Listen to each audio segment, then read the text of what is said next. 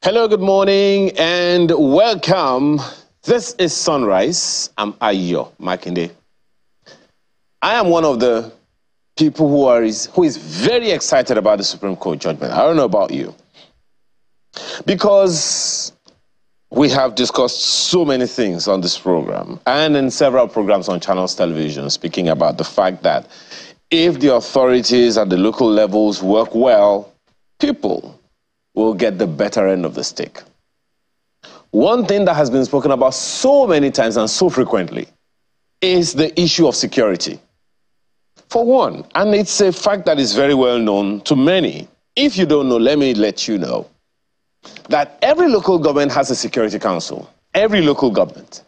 Or rather, maybe I should put it better. They should have a security council made up of the traditional rulers in those environments, made up of the civils, the community development associations in the environment, that local government, the traditional rulers, I mentioned that already, the police, the DPO in that environment, the DSS official in that local government. Every one of them are part of the security council of that local government, including, of course, the chairman of the local government, the vice chairman, and a number of other people. Every local government has a legislative assembly made up of councillors, which, of course, I think is the chairman of the council that chairs that one. So they have their systems, they have their authorities. Now, if there is going to be any insecurity in that environment, the local government is the place where it happens. Because, come on, is there anything that happens in this country that doesn't start from the local level? Security consultants will tell us all the time, all insecurity is local. Consequently, it should be a local affair first before it gravitates into whatever else. If they had enough resources to provide all the necessary amenities for their people, there will be little that people will struggle with. Nobody wants anyone to come around and just disrupt things simply because they think they can. No. So I'm very excited about that, and I'm looking, of course, we're going to have conversations around that. We're also talking about cholera and everything. If the local authorities were doing what they were supposed to do, they are supposed to have environmental officers who are supposed to be going around, well-funded, well-rewarded, well-resourced to achieve the function of providing the adequate environmental sanitation and ensuring that you do what needs to be done. All the gutters in the environments, in the local authority environments, will not be all messed up in the rains. No, it won't happen. Again, I say, I'm looking forward to how you are going to ensure that those local government authorities, particularly that councillor, doesn't spend your money buying cars and everything, but rather uses it for the appropriate things. We'll come back to that later on today. And we've also talked about this a while on this program. Can the police and the PSC please just give us policemen? Can we end this charade? Can we just look at the laws, look at who is supposed to do what? And where there is a problem, sit down together and have conversations, communicate. Let me just let you know, communication is a cycle. It doesn't end until there is mutual understanding. Until there is that mutual understanding between the police and the PSC, that's the Police Service Commission, you are helping us to suffer. And that shouldn't be. We can talk. We're adults, right? I expect that it should be easier for us all to have conversations around whatever it is that the issues are. And look, it's always a function of providing your strong reasons. What are the reasons? Why are you against this? And all of those. Then, that should do it. So let's hope that that will be resolved. I will end this monologue on a rather somber note this morning. We received news that there was a building collapse in Plateau State. Worse still, of students writing exams. At the last count, the news says 22 people have been killed. I'm waiting for more information, investigation. What caused a partial collapse of a building where students are writing exams at school? Our hearts at Channels Television goes out to every parent who has lost a dear one and everyone who has lost someone, even if teachers are involved. Let this matter not be swept under the carpet. Let whatever the issue is be resolved. Available information to everyone who has been there, lets us know that the State Commissioner for Information said that the death toll has affected 22 people and 154 persons suffered different degrees of injuries. What we want to know is, why did this have to happen?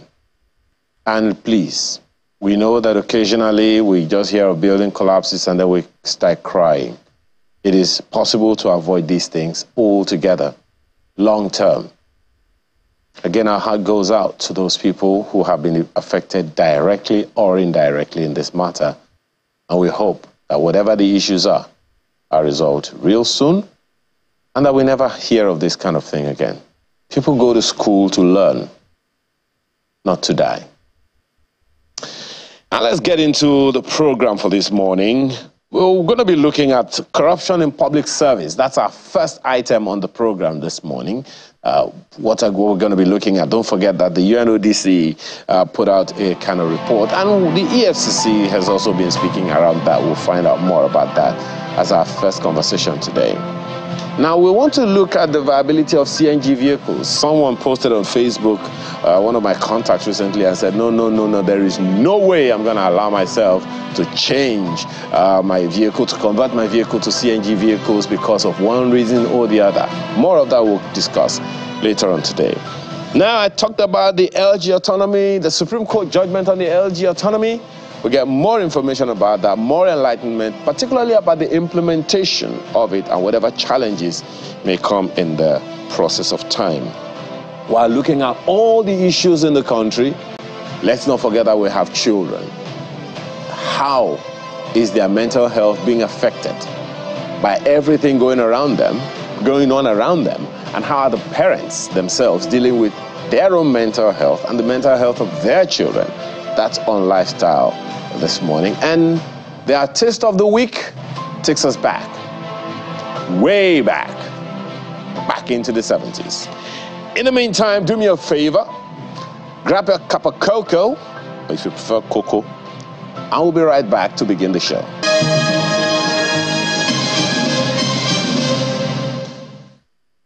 While so many people have hailed the Supreme Court's judgment granting financial autonomy to the 774 local government areas of the country,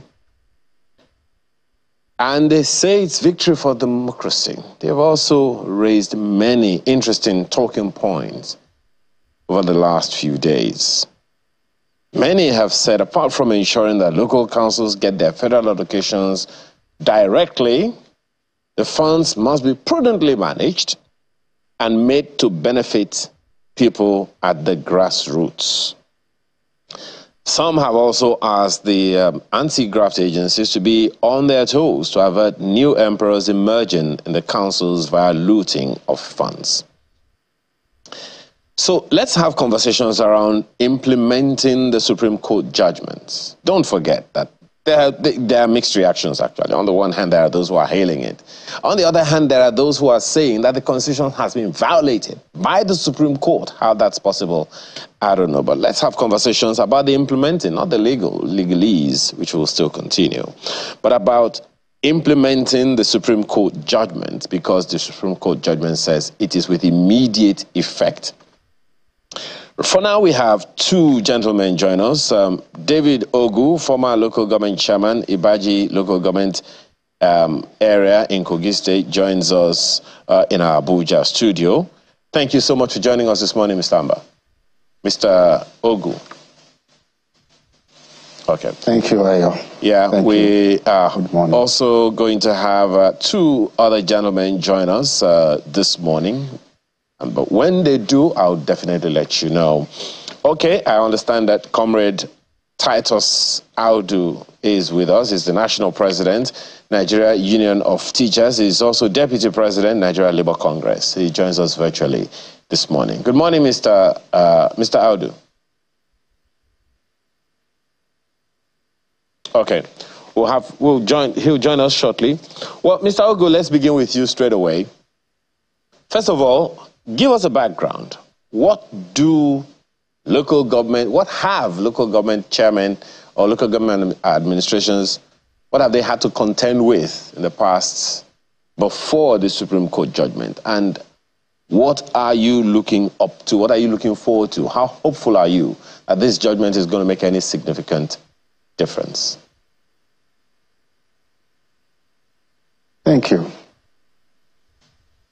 Prior to this, permit me to begin with the fact that the concept of federalism and federating units never envisaged that any arm of government, any segment, any tier of government will be caged by another tier.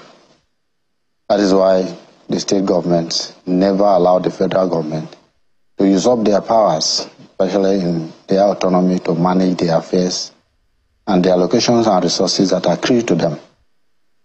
So it is quite a surprise to me, and it's worrisome, a state government delighted in holding down local government and doing unto local councils what they never wanted the federal government to do to them. And so the local governments have been contending with a situation that they had powers bequeathed to them, or somebody had held those powers behind. They had authorities and influence bequeathed to them, their expectations in governance at the grassroots level.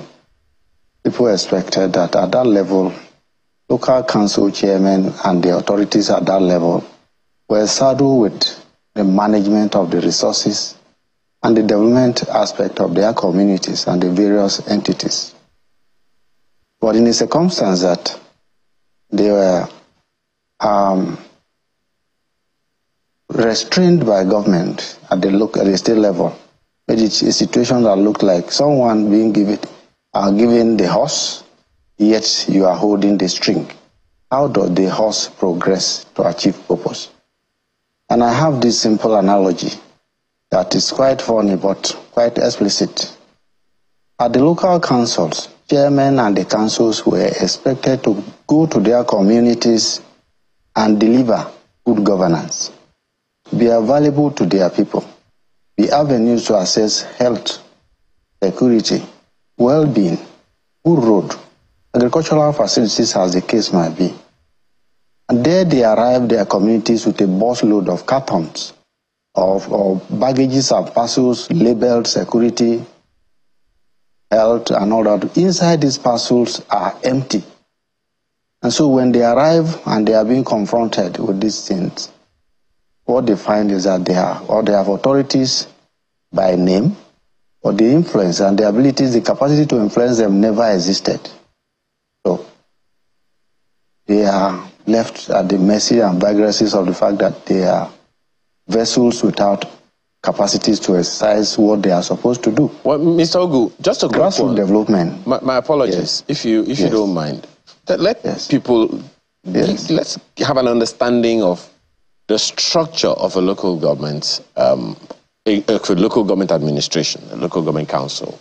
The states, everybody knows, the state government has the executive, headed by the governor, yes, the legislature, headed by the Speaker of the House of Assembly, and the judiciary, by the chief judge in the state. Is there a similarity in that with the local government administrations? There is a similarity in that structure. So to say, because part of those segments are controlled by the state. There is a local government, a chairman, there is a legislative council, which is the legislature of the local government, but the judiciary is entirely controlled by the state structure. The local government does not have any influence on the judicial structures. Beyond that, the management of affairs at the local level are essentially controlled by the state government. For example, you will need to know this. There is a local government service commission at the state level, which manages the staff recruitment and human resource affairs at the local council. The chairman of the council has no control over staff recruitment, over emolument and whatever. A director of local government affairs, a DLG, is appointed from the state local government service commission, who is supposedly called the head of local government. And as such, the chairman who arrives at that place is simply a figurehead. Then there is a ministry of local government where policies and guidelines are issued out. And so the chairman and his council, the legislative council, so to say, and the personnel of the local government are left under the control of that ministry. Movement, resource management, how to go about other facilities are essentially within the ambit of the local government ministries at the state level. So the chairman is simply comes to the place, and as the adage goes, the state government is seen to be the one who pays the piper, and so they dictate the tone. Okay. The structure at the local government is such that, yes. Go ahead. Land on that. The structure at the local government is such that the chairman and his council simply wait for instructions and directives from the state government. And when the governor says go, you go. If the governor says sit, you sit. And of course, particularly when it comes to security, you have no control on what happens around the security. You go back cap in hand, appealing to the governor, to talk to the commissioner of police, to let certain level of security available to you. Beyond so, what is governance without financial resources? Okay. Your resources are entirely managed from that level. It's very interesting. So the local government chairman. Mr. Ogu, my apologies again. It's interesting because what we understand. Anyway, we'll come to some other details. Comrade Audu has also joined us in this conversation, as I mentioned earlier. He's the president, national president of the Nigerian Union of Teachers. Well, Comrade Audu, good morning, and thank you for joining us again. I don't know what your thoughts are, first of all, about what will now change, what existed before now, and what will now change as a result of what we are talking about now, this Supreme Court judgment. Viewers, I want to say good morning to all of us, and thank you for giving me this opportunity to also add my voice to the issue on board. Let me also join other well-meaning Nigerians to congratulate Nigerians and even the federal government and everybody for this very Supreme Court pronouncement or judgment, where it has now, let me use the word, liberated the local governments, as it were, this moment. We have received the news with gladness as far as we are concerned, because this pronouncement will bring development to the grassroots, where the populace are residing. We believe that that was how it were years back, where local government were saddled with some responsibility of managing the local government by way of providing infrastructure, payment of salaries of both local government workers and teachers, construction of maybe culvert, and maybe construction of even some feeder roads. This will enable us to go back to those old days, that even the councillor can be accounted for if he has not performed in his local government, not to talk of even the local government council chairman. This pronouncement, I assure us that we bring great development closer to the people. Having said so, we are having a mixed feeling in the sense that this issue may all go well, and it may not all go well, based on the fact that payment of salaries, as it were now, it was as a result of local government not being able to pay salaries of primary school teachers. And that was why there was creation of this Universal Basic Education Board, and at the state level, state Universal Basic Education Board in each of the state, who were saddled with the administration, discipline, promotion, and even payment of primary school teachers' salary. The payment of primary school teachers' salary comes from the coffers of the local government council. It is the local government council that pays primary school teachers' salaries, and they normally deduct this money, send it to state universal basic education board for onward payment to primary school teachers' salaries. So with this very autonomy given to local government, where it is said clearly that funds will be sent directly to the local government council for them to expense it accordingly, we believe that we wouldn't have any reason to begin to complain of non-payment of primary school teachers' salary, because it is the responsibility of this local government council to pay such salary, both primary school teachers and local government council workers. We don't want a situation whereby this autonomy will be given and we as teachers will begin to shout and cry before salaries will be paid. Perhaps one of the challenges also here, just a second, on that particular issue, and thankfully a former local government chairman is on this panel with us. Perhaps the challenge, to contend with here is the kind of communication that goes on. We have heard, I mean, he has also said something the other time that, and you may want to speak to that, that the staff, the recruitment of staff that work with the local government administrations are administered by the state, that the recruitment process is administered by the states. Consequently, the teachers are employed by the states. Is that correct? It is. Okay. Now, because as I speak, let me put it right. As I speak, local government don't have the authority to recruit their teachers from grade level 7. Grade level 7, it is assumed that it's a senior staff. Am I right? Local government are only saddle responsibility of recruiting workers from grade level 1, if there are, maybe to grade level 6.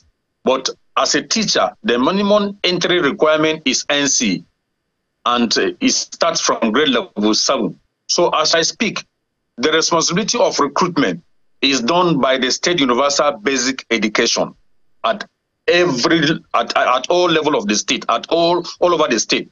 Is the state universal basic education that recruits.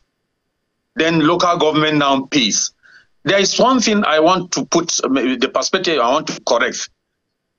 You see, what we are agitating for, we are saying that we shouldn't allow local government to completely take responsibility of payment of primary school teachers' salary. That has been our position. All along, we have been supporting this local government autonomy. But what we are saying is that payment of primary school teachers' salary should, either be hands off from the local government council or be deducted at source during FAC, be deducted at source and sent to all state universal basic education board for onward payment of teachers' salary. Well, Mr. Ogu, just a second. That is just one of several issues, and I would like Mr. Ogu to quickly respond to that. Mr. Ogu, do you want to speak to that? Yes, I do. I do, because the aberration had been committed. First of all, I think the governors have to celebrate this development, because what have been allegations and counter-allegations that governors tamper with issues will now come to the light and to the forefront.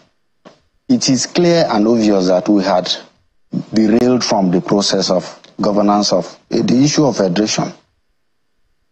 You are aware, I am conversant that I have been employed by a local government education authority before. I have been employed by that system. The structures provide that each local government has a local education authority or local education board under a chairman, and the structure that controls the recruitment and enrollment of teachers under that control. It is then that control is close to grassroots. Payment of salaries won't be difficult when you have the staff under your control and the funds available evenly shared. It is this hijacking or interference from the federal level and state level that's making it difficult for teachers to access funds. Ordinarily, I do not think UBEC is necessary or SPEB is necessary. When teachers are in a particular local government, they have their supervisors, they have the agency that oversees their recruitment and discipline. Payment within the fund that comes with the local government is available to them. And then control is essential. If you do not control, or you are not the one who pays, you heard me say, he who pays the piper dictates the tone. A teacher that works under you and is paid from the state headquarters has no allegiance to you. You cannot control him. You cannot determine how he goes. You cannot assess him. What then is your control over the structure of education? If you are not the one who employs him, recruitment is not in your hand, and you have no power to discipline or hire or fire, as the case might be. I think NUT have no reason to be afraid about payment. Perhaps on that same issue. How do you even account for? My apologies. Yes. Perhaps on the same issue, Mr. Ogu,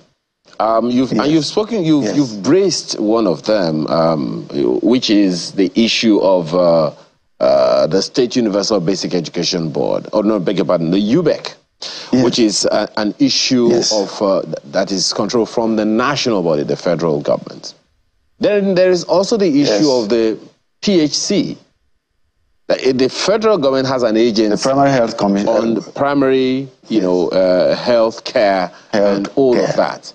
Now, in implementing the Supreme Court judgment, which is supposed to be immediate, according to the Supreme Court, what things have to change in terms of agencies of government at the federal or state levels, in terms of the things that are supposed to be primary to the local government administrations, because primary health is supposedly a local government affair or a local level affair.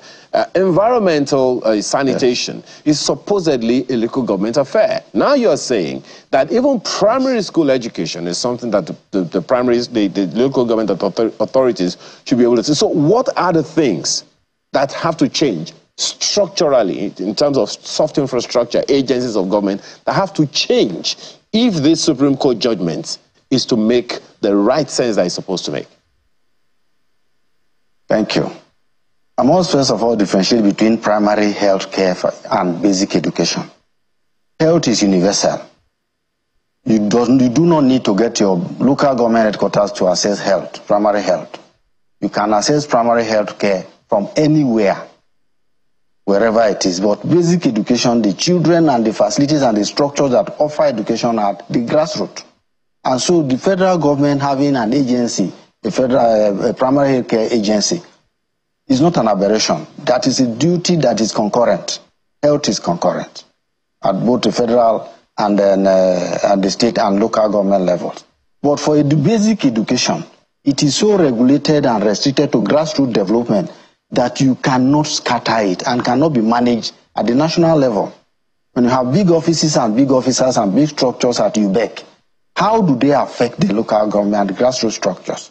What needs to change is this. I am aware, and it is obvious, everybody knows. There used to be an agency, a ministry, and I wish I would to advocate a new development here. A ministry of local government, state and local government affairs in the past, under the control of the office of the vice president. It makes it easy to streamline structures. It can now become a commission or an agency under the office of the local or the vice president to oversee what happens between state and local government in such a manner that there is accountability, there is reporting, and there is monitoring and observation. Allow me to get to primary education, for example. The basic education structure at the grassroots level, managed by a local education board, will know exactly the needs and environmental circumstances that require what needs to be placed or what not to be put in place at the local level for primary education. The man in Abuja, for example, does not know what happens in my village. If the teacher goes to work, if he's paid, if he's sick, the structure at the village has fallen down, he doesn't know. He needs to go through the state structure to get at this level. But the closer you are to development, that is the issue. Now, here we are. What needs to change now is this. Revitalize the structures that control the three tiers of government. Create an avenue to monitor, a commission that will look at what is happening at the state, a kind of an audit commission. One of the worrisome circumstances that people have raised of those who are in opposition is the JAC situation. The JAC account is supposed to be a transit account, for example. And what the state brings in from internally generated revenue was supposed to be added what comes from the federation account and transmitted directly to the local government without interference. Now someone says deduct the fund from the source and keep somewhere. The teacher can refuse to go to work. The state government where the money is domiciled will pay him without knowing. I am aware of state government who had to begin to do screening to certain teachers who are supposed to collect money from their locality, but they live somewhere far away. And with this electronic transfer of funds, salaries are wired to them wherever they live without going to work. And the fellow who pays actually does not even have a tab as to whether the teacher goes to work or not, or if he's alive or not. But when it is at that basic level, the control is there, efficiency is there, monitoring is facilitated, and the process goes on. Your question is, what must happen to affect immediate implementation of the process? You must begin to factionalize. And what do I call factionalize? Serialize what happens and what should not happen. Immediately, as it stands, it is obvious that the three tiers of government have their autonomy. And of course, calling it autonomy is, I should call it independence. It's not, you shouldn't just call it as if it's a great deal. It's independence. Each segment, each tier should be independent of the other. But there is a central control, like we will have in such a circumstance that there is an auditing process to know what happens here and there. I advocate that a new commission, or rather what used to be the Ministry of State and Local Government Affairs, be revitalized. The ALGON as an organ managing who has management of former local government chairmen, as a body should constitute themselves into a group that should streamline such policies that are best suited for the local government agencies. NOLGI, I am glad that NOLGI has been part of the process of this agitation, because what the Senior Staff Association of Nigeria does. And so they know what, and the principles and the processes are put in place. Okay, all right. I also think that... Yeah. My apologies. Let me bring Comrade Audu back in, because he may want to respond to a thing or two that you said. Comrade, you have heard him, and are your fears or the fears of teachers in any way allayed? Because, I mean, understanding what is happening, do you see any value in what you said, that it is possible to pay someone who hasn't been going to work? Let me correct that. Let me correct that very impression. Maybe he has been out of the system for quite a long time. But for him to say that there is that tendency that somebody can be paid while he has not gone to work is not even there. At all levels, be it at the local government and even at the state. At the local government, as he rightly said, we have the local government education authority, whom also are saddled with the responsibility of supervising and checkmating. There are inspectors even at that very level. And at the state level, where we have various state universal basic education board, we have what we call the quality assurance department that even exists even at the local government education authority, where they go around to make sure that teachers are in their respective schools and respective classes day in, day out. Let me tell you categorically, gone are those days that teachers will remain in somewhere and they will not be in their classroom and they will. Well, comrade, there are great checks and balances. Just a second, comrade. Just a second. Yeah. There is value in what you're saying, but you cannot also say, you cannot also completely brush out everything that he said, because even at the of Kogi State, we've also had the National President of the Nigerian Union of Teachers and Deputy President, Nigeria Labour Congress. He's also a board meeting Education International, a board member of the Education International EI Africa region, Comrade Audu Titus Amba. Thank you, gentlemen, for your time this morning. Thank you. Thank you. Well, another conversation that has been making the rounds is the issue of corruption. But maybe we'll talk about that later. How about we talk about something that concerns you and helps you save money? CNG. We'll be right back.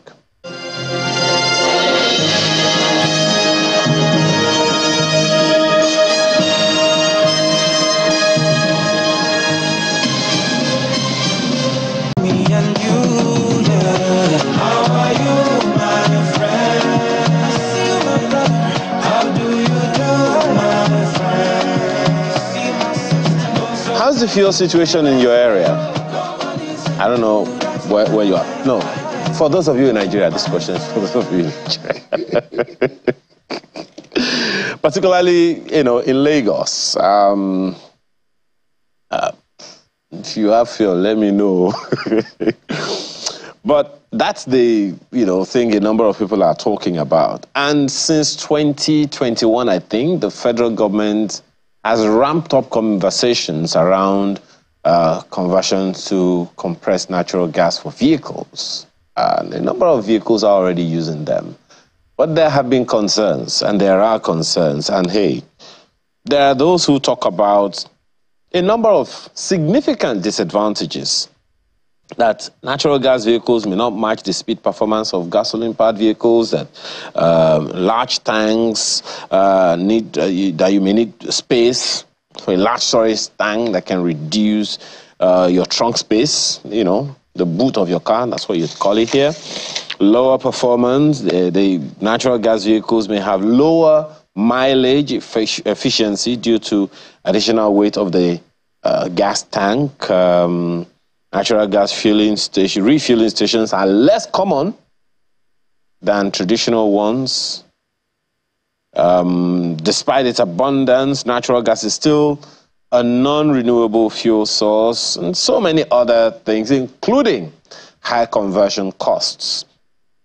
Of course, the federal government is doing its bit, but then perhaps we have our own also to do. Let's have conversations this morning around the viability of CNG vehicles with Dr. Kayode Okpaifa, Executive Director, Center for Sustainable Mobility and Access Development. He joins us here in the studio. Thanks for joining us this morning. Good morning.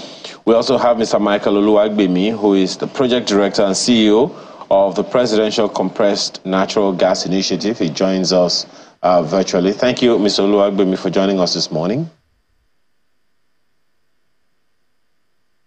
Okay, I believe that we'll get him later. So, well, let me begin with you, Dr. Okpaifa. This conversation has been on since circa 1997. So, what's your take on the fears? Maybe I should ask you first of all, how far so far? How well do you see this being embraced? What are the challenges that you're seeing and all of that?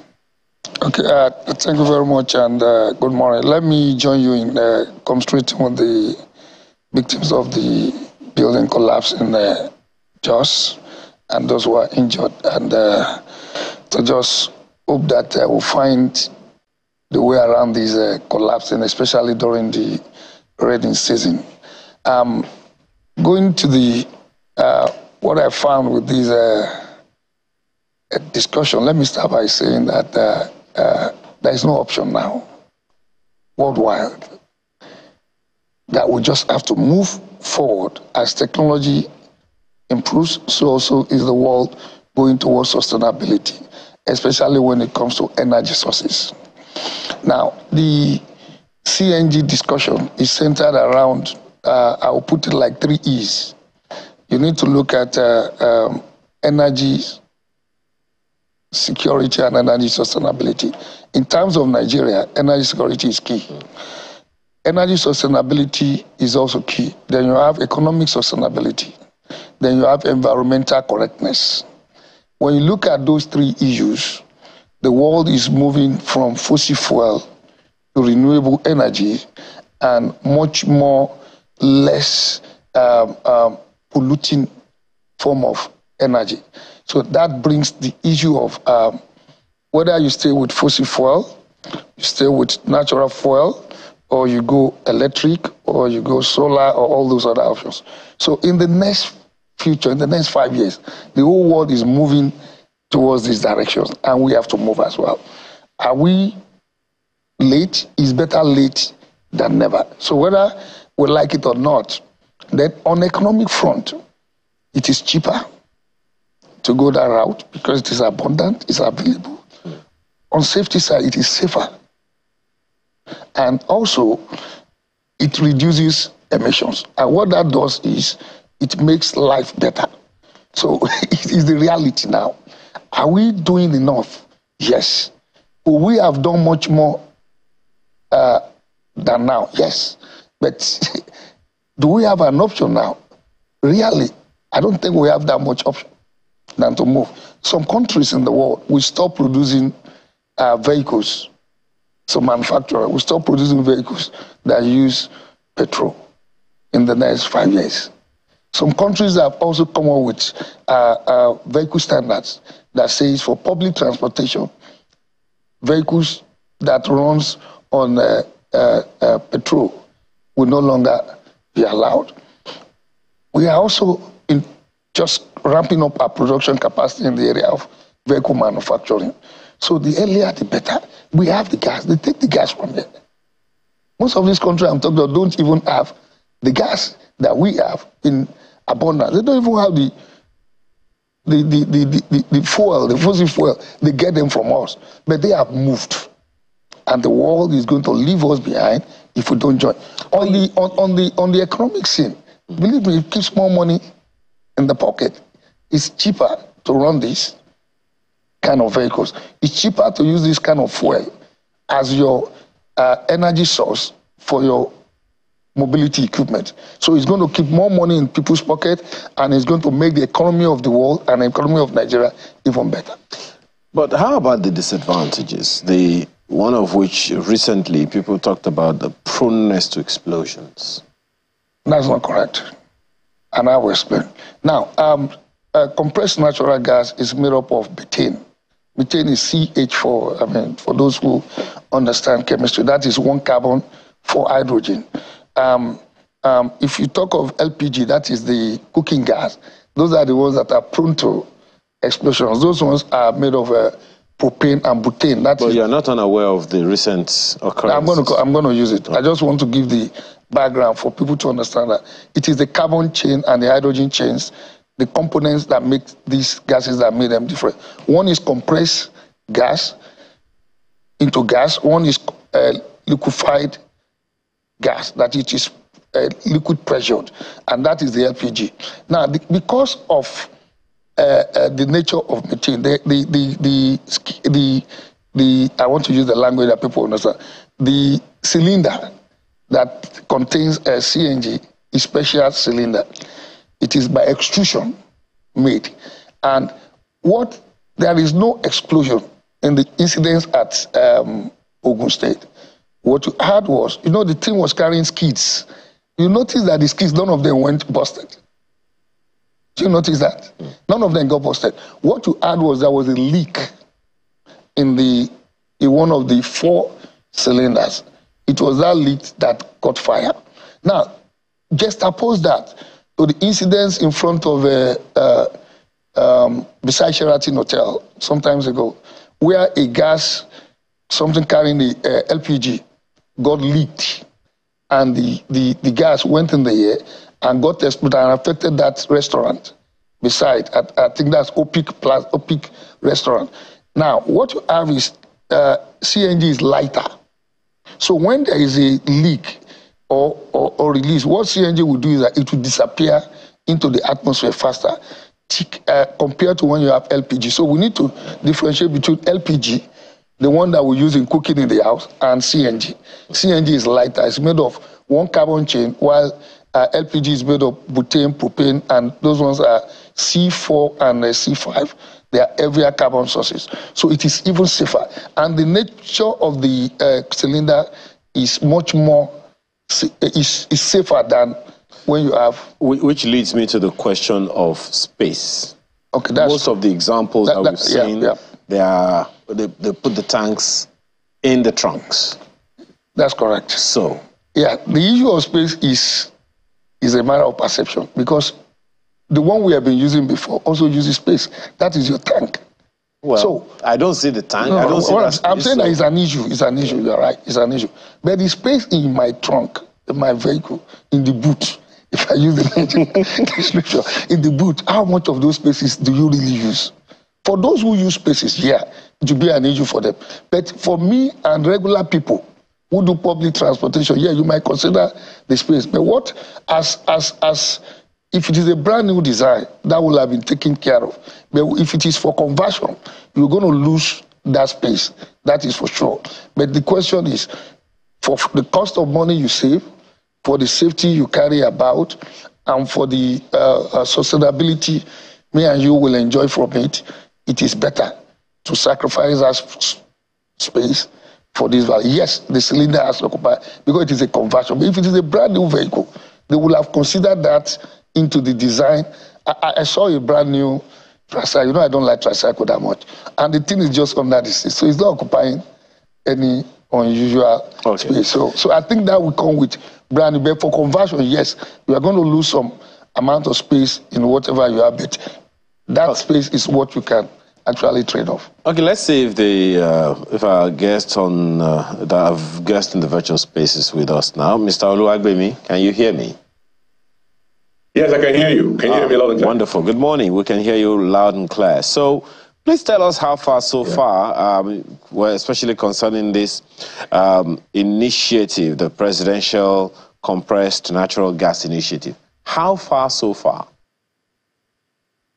Thank you very much, and thanks for having me on your program. I want to use this opportunity also to commiserate with all Nigerians on with respect to the recent incident in Plateau State. And I wish all the people and government of Plateau State all the best as we try to combat the issues surrounding issues concerning building collapses, and we get to it very quickly. With respect to the compressed natural gas, it's very important for us to understand that Nigeria is a gas country that happens to have oil. For far too long, Nigeria has depended on the inferior product, which is crude oil.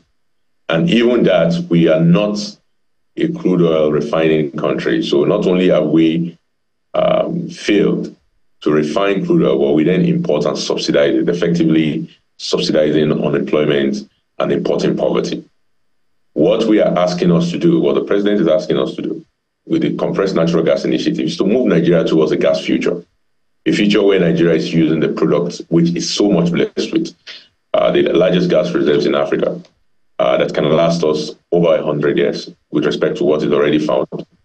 And also a natural gas reserve that we control the pricing such that Nigerians are not paying any price for issues around international relations with respect to crude oil that we currently do at the pump. We also have more energy security and more reliability. As the previous speaker has spoken, natural gas is cheaper, it's cleaner, it's safer, and more reliable.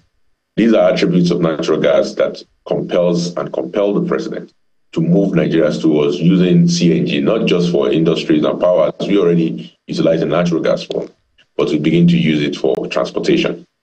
For the presidential CNG initiative, our mandate was 3. When the president inaugurated the CNG initiative last year, October, was 1, that we should incentivize the adoption of CNG across Nigeria. That 2, we should close the funding gap with respect to the infrastructure for distribution and the availability of compressed natural gas across Nigeria with respect to vehicles and transportation.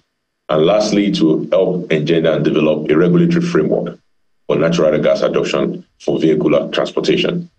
I'll say that we've done very well in the last 6 months. When we first started, there were just 7 conversion centers in Nigeria that we could boast of, that we could accredit. So today we have well over 123 of them. When we first started this program, there were less than 12 dispensing stations for multiple vehicles. As we speak, currently there are over 100 of them under development. We've launched about 35 of them in the last 2 months alone. NNPC launched 6 just last week. NIPCO is launching 9 of them. BOVAS is launching 8. Several private companies are beginning to come into the sector to invest in the sector. Mother stations were just 23 of them where we started, and most of these mother stations were primarily catering to the power sector. Today we have well over 30 mother stations and an additional 18 under development either by NNPC or its partners, as well as related partners. So that speaks a lot with respect to the progress we are making on the ground when it comes to the adoption of CNG vehicles. In addition to that, the federal government, the government of President Bola Ahmed Tinubu, have actually achieved significant steps with respect to encouraging this adoption. The Ministry of Finance, utilizing 100 billion naira from the palliative fund, have been able to order well over 5,500 regular platform, both tricycles and buses that are already well on ground. Some of them are now going to be deployed in the next week or so. In addition to that, over 21,000 conversion kits have been acquired. And we're beginning to pilot that. We launched that. Mr. Oluwagbemi, if you can hear me well, we hear you. Yes. But I'm looking at a document here that dates back to 2020. And it was one in which it's actually included in the bouncing back program of the government of the day, the National Economic Sustainability Plan. One of those was the National Gas Expansion Program. And one of the objectives, the major objective actually, of that plan is to launch a national program to promote domestic use of CNG and support the creation of 1 million jobs. Part of the elements is to implement a detailed CNG penetration plan. And what is interesting is that on the one hand, it was supposed to be implemented by the Ministry of Petroleum Resources and the NNPC, I beg your pardon, yes, NNPCL, now NNPCL. But what I'm looking for in my head, even in the document here, is how the states have embraced it. At the last in that plan, we were supposed to start with a 12-state pilot in the 6 geopolitical zones. How are the states faring in that regard? Is it something that the federal government is solely doing, the presidential committee is solely working on, or is it something that there is partnership with the states and the states themselves are coming up with infrastructure to the effect?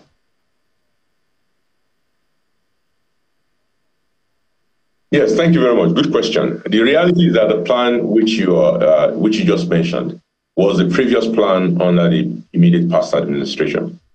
When President Bola Ahmed Tinubu came into office and working with the steering committee, through the steering committee, we have put together a different plan that is more realistic and more practical. The current plan calls for the expansion from the current, what we call the 5 primary CNG states, where CNG is widely available, which is Lagos, Ogun, Rivers, Kogi, and FCT. And to build forward from those states to expand towards the immediate surrounding states and ensure penetration through the mass transit sector. But those states also have a key role to play, as you've already mentioned, because mass transit, if we do not forget, is a primary responsibility of state governments. And so we are working collaboratively with the state government. For example, in Ogun State, the governor had invested in buses. In Lagos had co-invested with Axela and the former Oando Axela to invest in CNG buses as well that are widely deployed, as well as with companies like Femadec. Even in states that are surrounding these immediate states. For example, FCT is also deploying some clean buses as well. But even in the immediate surrounding states, we are beginning to now expand beyond these 5 primary states to 10 states through what we call our refueling expansion program. That is expanding the footprint of CNG from these 5 primary states to an additional 10. And we are collaborating with state governments to achieve that. In Kwara State on May 29, we launched the first refueling stations under this program. And the state government contributed significantly, not just to providing the site, but to also provide the direct support to the private company that is doing that in Kwara State when we launched in Ilorin. In coming days, we'll be launching similar programs in other states, including Enugu, in Abia, as well as in Port Harcourt in Rivers State.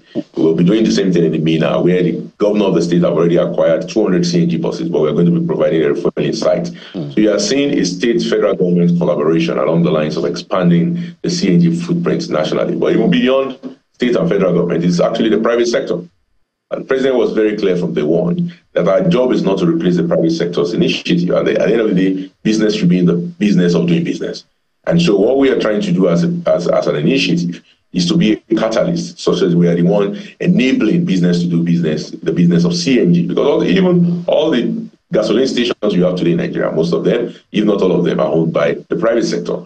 But the private sector is being incentivized. In this area, the federal government in December through the committee working with the Federal Ministry of Finance, announced the waiver for the sector. So there's not just an import duty waiver, there's also a VAT waiver that was declared for the sector that have then attracted well over $50 million of investment since December. Okay. Beyond that, in the month of March, the federal government also published concessionary gas prices for the sector, such that auto gas, auto CNG is being priced much. At the end of the day, Mr. Oluwagbemi, it's what experiences people have that will make all the difference. Well, Dr. Kwefa, I mean, you have, wherever you go, you always come back to Lagos, so we can always call you a Lagos boy like the president. But the question that I want to ask you here is, the experience people have or have had in accessing the CNG. The conversion costs, for instance, is humongous. There are those who say it is something in the region of 200,000 to 300,000 to convert your vehicle from from petrol-powered to CNG-powered. That's a lot of money in this economy, in this particular economy. Yeah, I agree with you. The issue of accessibility also has to do with affordability. And government, to my knowledge, has been doing a lot, just like Engineer Mike said, to make sure it is available, it is also affordable. And the first thing is what you mentioned, the National Gas Commercialization Project, which has focus on extending the gas pipelines all across the country, the AKK, the Nigerian Morocco, the AHL, the OB3, and all those gas projects that were commissioned sometimes around May. And also, like he said, we started seeing the stations, the gas stations, because we've seen one in Elasa Maja recently. They've done about 12 recently. And all these are what the people need to adopt or to accept.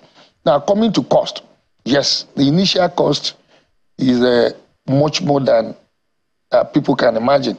But the reality is that it becomes cheaper over a period of 12 months because whatever you must have spent in acquiring the conversion system, you get back in the cost. When you compare 600 naira versus 200 to 250 naira per same quantity of efficiency, and you just suppose that as to what you save over a period of 1 year, you see that you have gained close to about $1 million, most likely. Now, in order to make people to adopt it, the government, through the presidential committee headed by Engineer Michael Oluwagbemi, has come up with a scheme that gives 50% discount to people who wants to convert their vehicle. And I also understand you have almost 100% discount, at least for now, for the conversion kit for people in commercial vehicle, because it is the people in the public transportation sector that should first adopt to make the greatest impact, and also for government vehicles. Yeah, the initial cost is a limitation, but we must not allow a limitation to allow us to get to our eventual capacity. I'm refraining myself, Dr. Kwefa, from putting you on the spot. But let me ask you, how many state governors have their vehicles powered by CNG? Okay, I can tell you I know for sure Ogun State. As you can see, on coming here, I saw a big, they call it BRT buses in Nigeria. This mass transit buses, Ogun State colored, and it says I am CNG powered. The last time I was in Kaduna, that was around May 15. I also saw a tricycle that says CNG powered, and I know these are. I'm actually talking about the state government. Now, when it now comes to Lagos, Lagos State Governor just announced that before December, we'll start seeing about 2,000 CNG vehicles are in the process. I'm talking about their own official vehicles, with Dr. Kwefa. No, I don't work for state government. But I can tell you that the program that is ongoing now, this CNG initiative program, as a component that new government vehicles are now to be CNG powered, and many state government, I know Kwara State has committed, I know Kaduna I was at the Kaduna stakeholder, the Northern Nigeria stakeholder event. Kaduna is committed. I know Gombe state government is committed to this, and they've started making moves. Which other state was it? Nasarawa state government also. You may not start seeing the effect until it is made public, but many of our states that has the CNG gas station infrastructure have started making effort. I also add, when we had the Lagos State, Lagos Southwest stakeholder forum, I also had interaction with the representative of the Commissioner for Energy in Lagos State, who also mentioned many of the things Lagos State government is doing to encourage through Ibile oil and gas. You know, Lagos State government through Ibile oil and gas to encourage the production. So if you don't have the stations all over the country, you cannot just be converting your vehicle or procuring. But I know, as a directive from the federal government, is that all new vehicles purchased will have to be CNG powered. And I know, I can tell you this, that I know that many of the state governments are already entering your studio. I got a call from Cross River State, from the Ministry of Transportation, asking about some of the questions they've asked me to help them intervene in. And the question I asked is that you confirm availability of gas, and they've confirmed they have gas. So the state government most of the state governments are. It's actually the place I'm going, because if the so we are in the adoption stage now. If the state governments have adopted, to use your word, it'll be easier for us to see. Okay, our leaders are already doing it, so we are getting examples from them. Mr. Oluwagbemi, perhaps I'll ask you the same question. At the federal level, I remember, and I'll always make reference to this, that Mr. Ben Akabo, is a DG budget officer at some point, said that there are more than 1,500 ministries, departments, or about 1,500 ministries, departments, and agencies of the federal government. If this adoption is to go anywhere, it'll be good to see the example from them. So how many of them would you say have adopted CNG for their own official vehicles? Then Nigerians can begin to say, okay, well, our leaders are using them again already, so why don't we adopt it as well? Yeah, so to your question, I can say that we are beginning to see significant adoption by government institutions.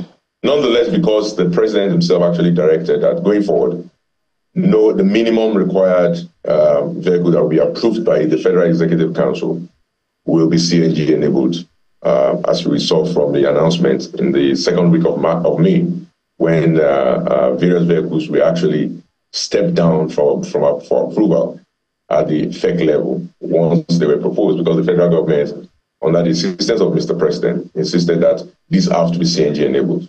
So currently we've seen customs, we've seen FRSC, among several agencies, even the FCT, gone ahead to acquire CNG vehicles or acquiring CNG vehicles as we speak. The Nigerian Army undertaking CNG vehicle conversion, which we led 30 of the vehicles. And I have to say the Nigerian Army is the biggest spender in the federal government of Nigeria. You consider the fact that the Ministry of Defense has the biggest budget, and the Nigerian Army constitutes easily 60-70% of that expenditure. So if the Nigerian Army is the biggest spender in the federal government of Nigeria as a unit, and they're already doing conversions and they're looking at acquiring additional CNG vehicles, you can be rest assured that where the Army leads, others follow, and that the government is very serious about CNG adoption. Beyond that, if you recall that when we first started this program, we also made sure that the State House staff, in October last year, we donated 2 vehicles to the State House staff for commuting that are currently using CNG. I checked with the Permanent Secretary of the State House, and they are very well appreciative of this cost, how these have lowered their cost of operation, because CNG vehicles operate at about 70% saving relative to petrol vehicles. So this is not just a tool of just demonstrating, federal government is using CNG or your leader is using CNG, so you should use it. It's also a tool talking about budget and the budget office that you just mentioned. Talking about budget, my apologies. Talking about budget, how much will the federal government save if you may not even be able to talk specifics, but percentage-wise, in terms of budgeting, how much will be saved if anyone would convert to CNG on the long run, as Dr. Okwefa said? Yeah, so I won't just say federal government, I would say for anybody. So a vehicle currently using about 50,000 naira a week, let's say 40 to 50,000 naira a week, we'll begin to use about 8,000 naira a week. So you're talking about 70% how much? Out of the how much? Yes, that much, because you're talking about 230 naira per kg, equivalent GG, relative to 650 to almost 850 naira today for petrol, right? And almost 1,200, 1,300 for diesel. So there's a vast difference between 230 naira and 650 naira. So that savings goes directly to you. So if you consider the fact that you're doing about 30,000, 35,000 naira of savings a week for an average car user, not even a mass transit. For a mass transit vehicle, the savings is about 70,000 naira a week, which will translate to almost 240,000 naira a month and almost 3 million naira a year, right? And you can imagine what that savings means for them in terms of increased profit, even if they decide to just share 50% of that with the public and they keep 50% of the profit margin to themselves. They're taking home about 1.5 million naira a year. So for mass transit vehicles, for private vehicles, there's savings all around. And all of these savings are just the personal savings. The greater savings is the savings to the Nigerian people. Today, there's what we call an implicit subsidy, because it's an opportunity cost for Nigerians selling its crude oil for the use of domestic instead of using it for CNG. All our neighbors around us, I was in Cameroon about 3 weeks ago, and fuel is selling in Cameroon for about 1,600 naira per liter. In Nigeria, we're selling at 650 naira per liter. In Nigeria, it's going for 1,700.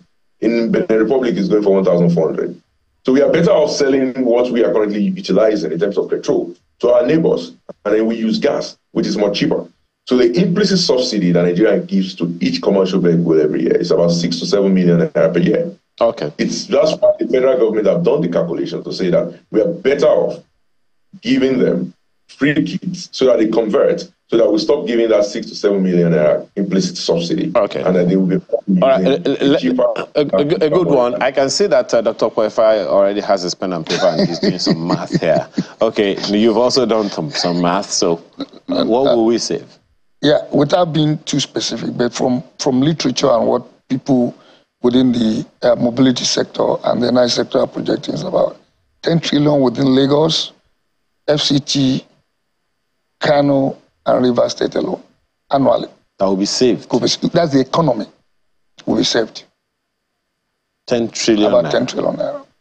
If you consider, just like if we consider the number of vehicles in circulation in use, and the especially in the public transportation sector, and you multiply this with the amount of savings that will be in people's pockets, that will be in the efficiency in the economy, is about 10 trillion in just 4 states. Now, you also talked about... I'm not talking of the entire country, because those 4 states account for close to 40% of the entire vehicles in Nigeria. We have less than 2 minutes, but the viability that we're talking about here, the challenge for people that they're trying to put in their heads is, if I do this, how will I not be stranded? The CNG tanks spaces are so few and far between. Okay, let me say this. It's going to be, if you do conversion, it's going to be dual. So if your CNG fuel is low, you have option of petrol. And so there's no strand, you can't be stranded. So when you move, and as the government ramps up this infrastructure in terms of the stations, those fares are maybe less. So I don't think people should have this way. Then on the issue of viability, again, is the assurance that the government is incentivizing the public transportation sector. So once the public transportation sector embraces it, it's going to encourage investors to invest in the... I'm also thinking about it. Putting up the gas station. You have one in Arepo here. It's been here for about 3-4 years. There's another one at Agidingbi now. The last Amaja is on. And I think Lagos is having almost about 12 or more than that now. And I don't understand, Ibile Gas is also thinking of putting at many of the stations. You have pipelines along Agege Muto Road. You have along Ikorodu Road. You have in Lagos Island. So all those areas where you have the gas pipelines, that means the gas can get there, it can be compressed. Because the gas has to first be compressed before they can be discharge into the vehicle, into the skids. So I think the viability is not the issue. What is the issue now is the adoption. It's for people to adopt it. Now, when you adopt it, I spoke with one of my partner who told me, who also asked me a question, how does he get into this thing? Because a friend told him he has CNG and he has a petrol gas tanks now. So he's not even talking about scarcity. So the two are at full tank. He switches when he sees where there's no key. So you can also do that? Yes, hybrid. Hybrid. Yeah. It's going to come as hybrid if you do conversion. So it's a win-win. Okay. It's just the adoption that is the key issue now. Well, Mr. Lagbemi, just, okay, we're out of time, but let me just ask you this. Incentives for investors. Dr. Kwefa has been talking about, he wants to get into the business as well. I think maybe I'll go talk to a bank as well to get into it. But what's the incentive for the businessman? What are the, okay, make us an elevator pitch. So somebody wants to adopt, someone wants to get into the business. What's the viability for the fellow who wants to get into it? Yes, the federal government has already rolled out a number of incentives, including a VAT and import duty waiver for the sector. We've also rolled out incentives for the midstream side when we give concessionary gas pricing that allows recovery and recovery of investment, return on investment to be much higher than it used to be, such that investments in the midstream and downstream side, there can be a faster break-even point because of lower input gas cost. This was announced by NMDPRA in April. In addition to this, the federal government have, of course, also begun to do this demand stimulation, be it by ensuring that federal MDAs acquire CNG-enabled vehicles, or ensuring that the sector itself begins to grow, either in form of refueling as well as enhancing platforms that utilize CNG. These are incentives for the sector. These are incentives for the businessmen that will come into the sector. And I can assure them that currently the return on investment of the sector is quite high relative to that of petrol, that's PMS and diesel, but it's going to continue to remain that way because we believe in a consistency of policy. It's not just about ensuring that it's attractive right now and then changing course down the road. For example, the concessionary gas pricing put in place by NMDPRA is assured for the next 5 years and renewable for another 5. So you at least can trust that this will be available to the businessman for the next 10 years. So I think this is something that is quite commendable. And like I said, Nigeria is ready for business. We look forward to businessmen and investors coming into the sector, investing in the upstream angle in terms of gas supply, the midstream when it comes to mother stations, daughter stations, as well on the downstream side. Mr. Lagbemi, if you can hear me. Just a second. On that same issue, my apologies. We have a number of car manufacturing vehicles in country, and Dr. Kwefa, you speak to that as well. We have a number of organizations in the country that produce vehicles, some of them supported by state governments, such as Lagos State supporting one like that. We have a number of them, in the southeast and the southwest and, all over the place like that. What conversations are we having with them to facilitate this? Because I'm looking at something that I believe you are talking about in the long run. It's a conversation for the long haul. So are we having conversations with them that can encourage them to sustain the business and sustain CNG-powered vehicles exclusively in the country from their factories? Absolutely. So under the first acquisition that was done by the federal government through the Federal Ministry of Finance, 4 automobile companies located in Nigeria have been engaged to do the acquisition of the CNG buses and tricycles. We opened the factory for the tricycle we launched it in May, on May 2030, 2024, in Shagamu, where the CNG tricycles have been coupled and assembled, and will soon even be done. They'll be doing much more higher local manufacturing. We did the factory inspection tours of the Meccano factory that's also located along the Lagos-Ibadan Expressway, as well as the Kojo factory located in Onitsha, where the Homa brand of buses that were donated to the State House have been produced. So we are engaged with the local manufacturers, likes of Innocent already doing CNG buses, and some of them are being supplied to the Nigerian Army, as well as the private sector. So we know even Nord in Lagos is doing a range of CNG trucks as well as CNG sedans.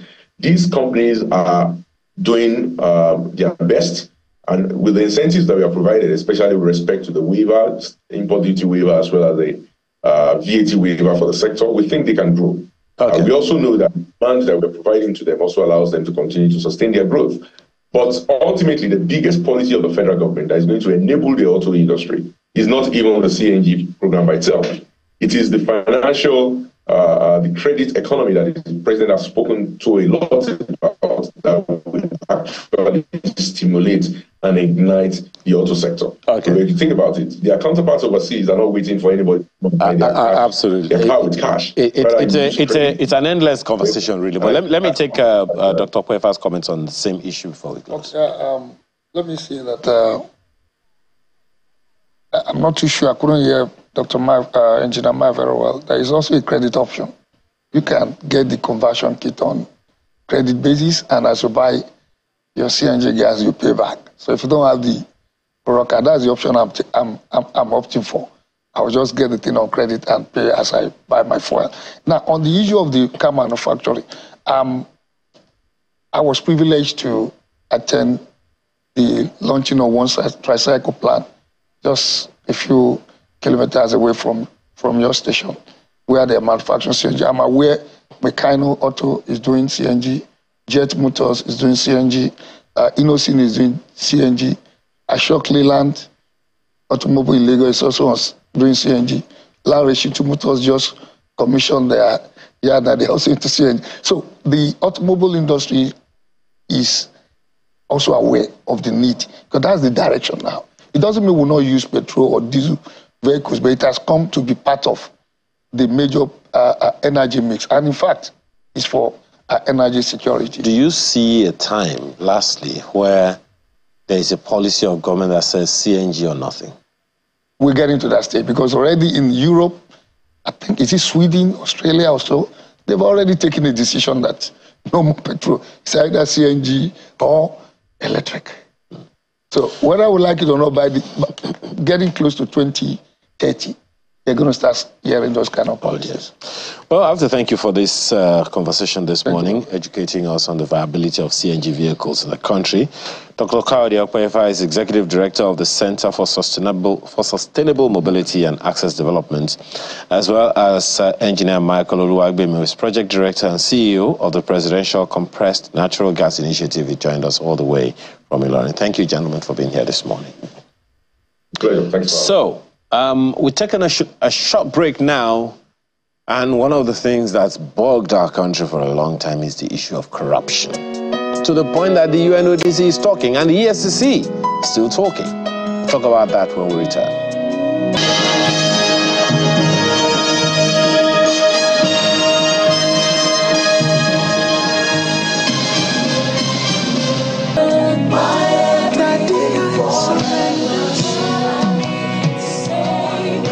Thank you for staying with us. Hope you are enjoying the time we're spending with you and that you are spending with us. Now, let's talk about corruption in public service. A new report just released by the Nigeria Bureau of Statistics in collaboration with the United Nations Office of Drugs and Crime said the Nigerian public officials received nothing less than 721 billion naira in bribes last year. According to the report, Corruption in Nigeria Patterns and Trends published by the NBS on Thursday, the 721 billion naira paid in bribes amounted to about 0.35% of Nigeria's GDP. According to the survey, the average cash bribe was 8,284 naira, an increase from an average 5,754 in 2019. The report indicates that 56% of Nigerians, you and I, interfaced with a public official in 2023, down from 63% in 2019. What does that suggest? Let's have conversation this morning with Olusegun Elemo, who is Executive Director, Paradigm Leadership Support Initiative. Thanks for joining us this morning. He joins us virtually, by the way. Thank you for joining us this morning, Mr. Elemo. Well, this is one of those issues that you have been taking up in your advocacy initiatives and all of that, particularly the fact that it is public service. That is what makes it a little more concerning. What was your impression, initial impression, when you heard of this report? Well, the first thing that jumped at me, and thank you again, Ayo, for inviting me. The first thing that jumped at me is it's also the fact that inflation has impacted every other thing, including bribing. I mean, just like you quoted, the average cost of bribing as at 2019, 4 years ago, was about 5,000 thereabouts, and now it's moved upward 8,000 plus. So you can see that as inflation is affecting the cost of living, it's also affected the cost of bribing. So, I mean, Mr. Elemo, I don't know what to make of that. I don't know what to make of that. Because so there's now inflation on bribery. Is that what you're saying? Absolutely, absolutely. But that's just on a lighter note.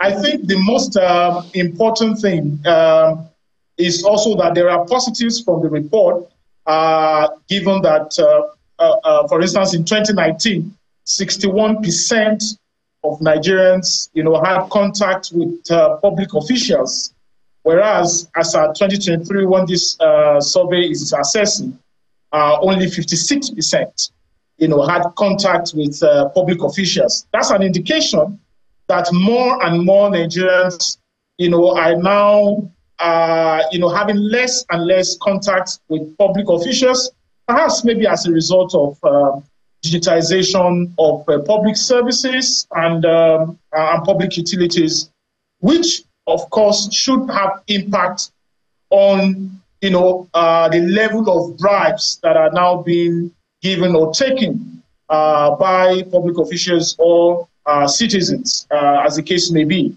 But like I said, when you now factor in inflationary issues, then you get that marginal increase that between 5,000 and 8,000. Well, it's one of the things that stands out for me in all of this, first of all, is that it is public service. 721 billion naira. I don't know what, I can't imagine, or rather, maybe I should put it this way, I can only attempt to imagine how greatly that will affect a micro, small, or medium enterprise if they were to cascade those monies in there. How significantly does this impact public service? I'm asking that in the light of the fact that, okay, maybe I should ask you, how does it happen? Maybe because I don't interface with public officials as such, at least not for business. Does this, so a good number of people will be wondering, how does public service corruption happen? People hear that public service officials, civil servants are corrupt, and they just take a hook, line, and sinker without even, interrogating it.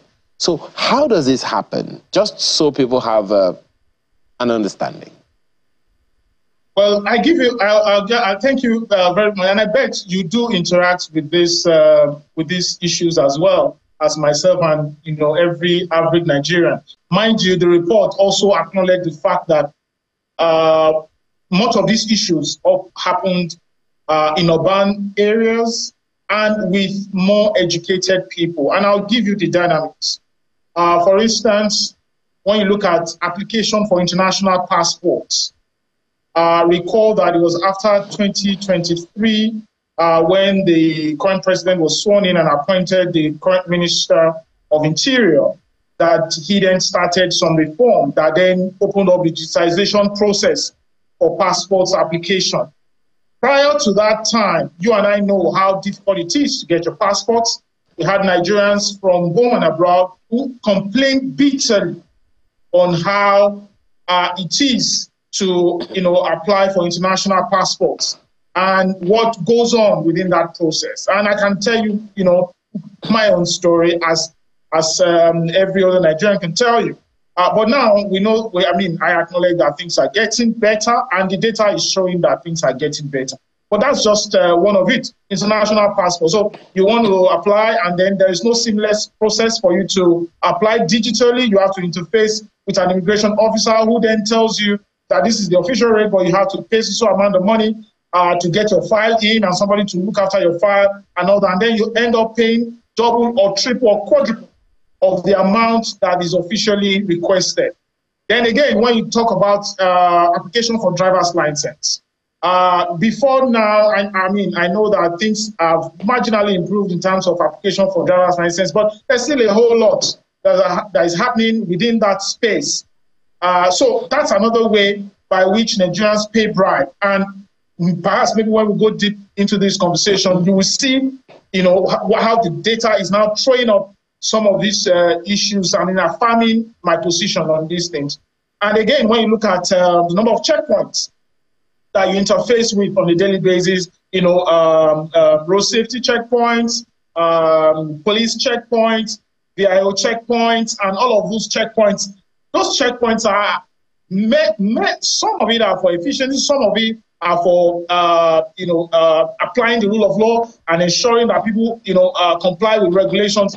But many of it also are about extorting Nigerians. So, and that's another way by which Nigerians pay bribes. Another one is this issue of application for yellow fever vaccination card. I've interfaced in that space as well, and I know that many Nigerians have also interfaced in that space. And that's why I mentioned earlier, and the report also said that it happened more in urban areas and with, slightly educated people. And those are the kinds of people that access these kinds of services. Also, of course, there are poor Nigerians who also have their own share of the issue. Well, and you may freely speak to the data whenever you need, but I'm trying to look at this particular issue in the light of the Supreme Court judgment. Forgive me for going there. Now there will be a lot more money for the local government administrations to spend. And do you see the figures getting better as a result of this autonomy of the local government administrations, where the officials will now be able to do everything that they need to do without needlessly extorting the people to whom they have to offer services?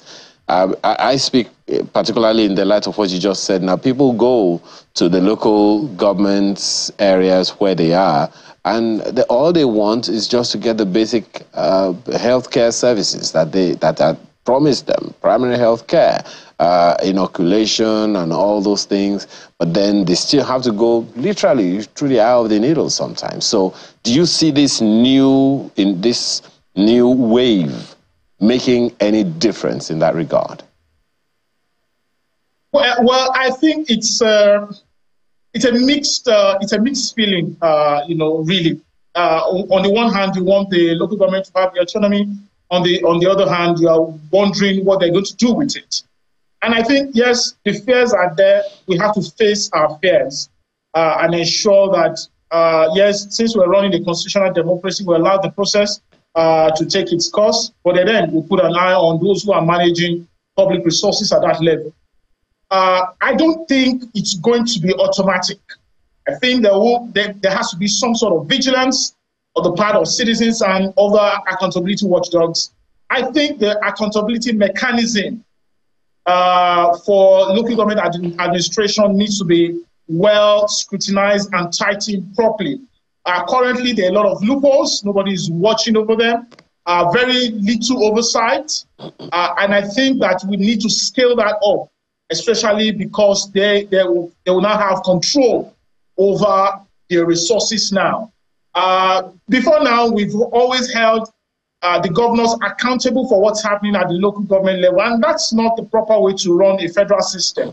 But now that the Supreme Court has given that judgment, very laudable one, I think that we now need to focus on how governance is being undertaken at that level of government, and then the accountability mechanisms that are in place. For instance, what procurement rules should they follow in awarding contracts? What services should they are they responsible for? And how should citizens and other watchdog bodies take a look at what's happening at that level?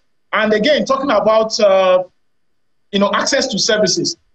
Really, this issue of bribery and, well, I would call it some mini corruption, because we can talk about the grand scale corruption, and we can always go there. This issue of bribery, yes, 721 billion at stake in a particular year. But then, when you look at it in terms of priority for citizens, it's the fourth biggest problem for Nigerians, bigger than healthcare. And what does that mean? And this is in relation to the question that you asked, that people will now have to go to their local government to access some of these services. In reality, it is that Nigerians, on the average, prefer to get sick than to be extorted.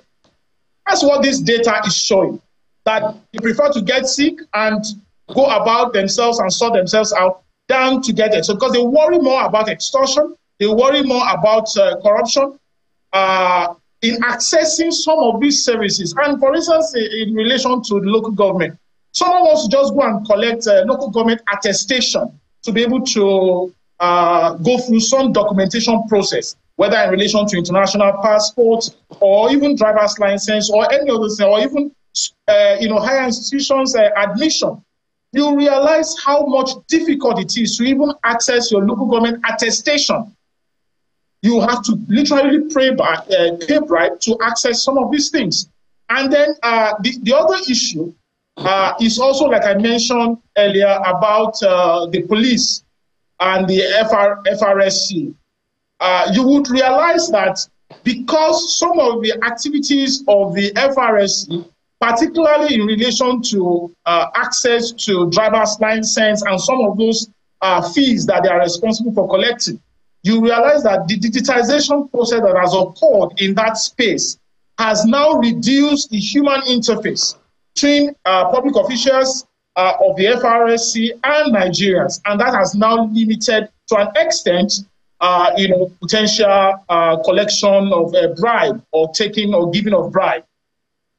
In reality is that the numbers, what the data from the UNODC and MBS report is showing is that there are more people paying bribe to police than they are to FRSC. And it's very simple. Number one, you know that the police on the checkpoint, they are armed. So you literally have very few options. You either give, and you probably don't want to say no, especially if it's at night. So you are compelled to pay that bribe. And then there's no digitization process. How do you even digitize anyway, and I know there are a number of other things to say about this. My apologies, Mr. Elemo, but one of the things that really does get to me is,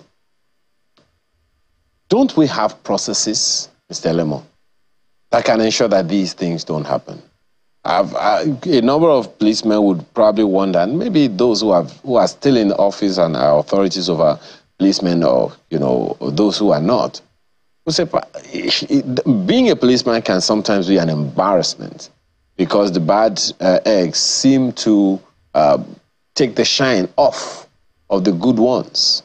So aren't there mechanisms? And you've also spoken about road safety, which we've had occasion to try to curtail time and time again. Don't we have mechanisms that can curtail these activities, especially in the public service? Isn't that what the Servicom was supposed to achieve, at the federal level? What's your understanding of all of that? Well, there are mechanisms that curtail those excesses, really. The question is whether we follow through with implementing the regulations that guide some of these actions. And I'll give you an example. For instance, in the case of the police, where there are no, the police is not really responsible for collecting any fees, except to ensure adherence to the rule of law. And by that, it constitutes checkpoints. It just undertakes certain obligations in ensuring that people adhere to the rule of law. So in doing that, you don't expect a police officer to request bribe, because you are not responsible for collecting any fee anyway.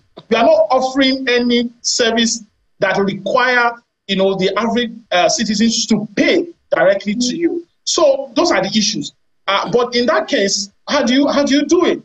In the case of the FRSC, for instance, which is responsible for collecting certain fees, those processes have now been digitized. Even though there are still a few administrative bottlenecks that still allows for bribe taking and bribe giving, but you see that large people now see that, there's a process by which I apply for my driver's license and all of that, and then I can follow through that process, and that limits bribe giving and bribe taking.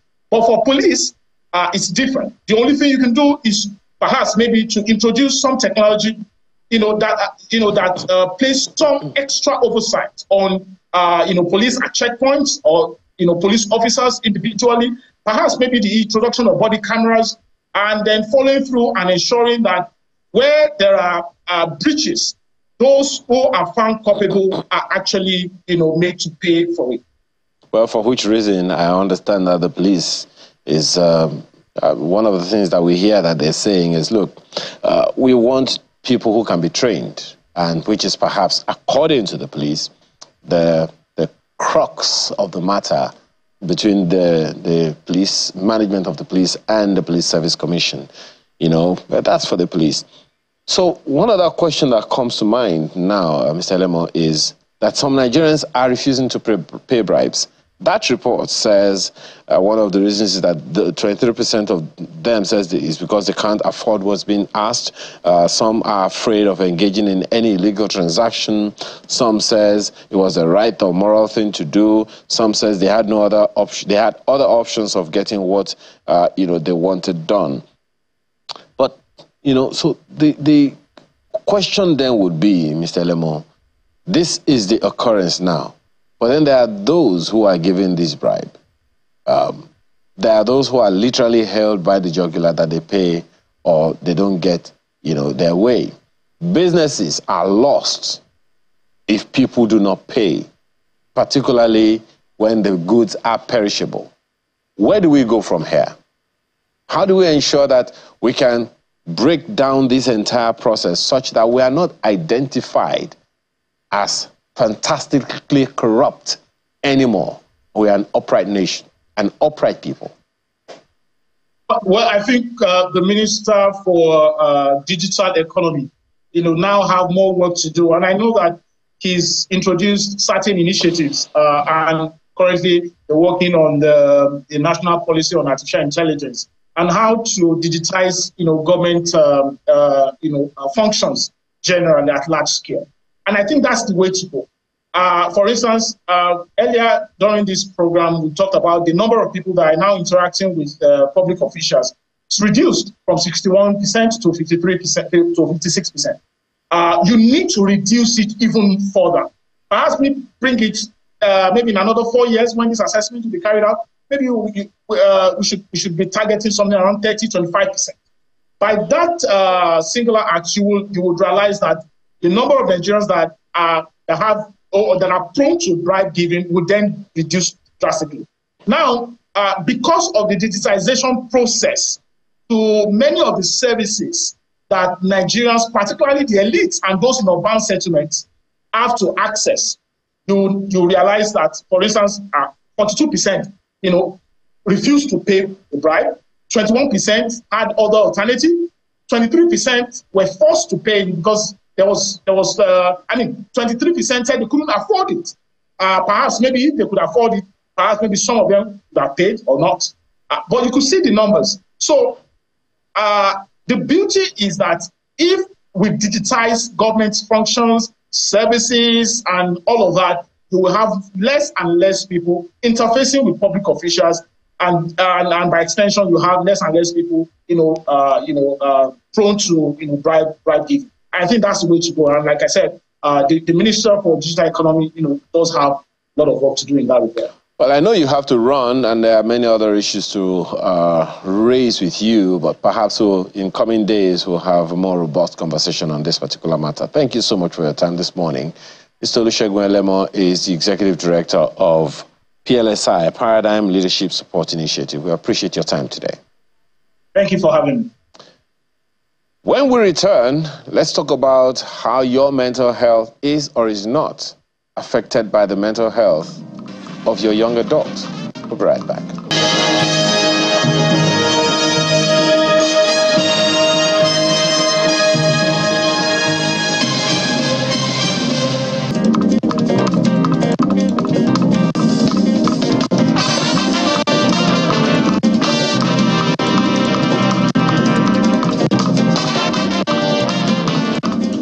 Thank you for staying with us.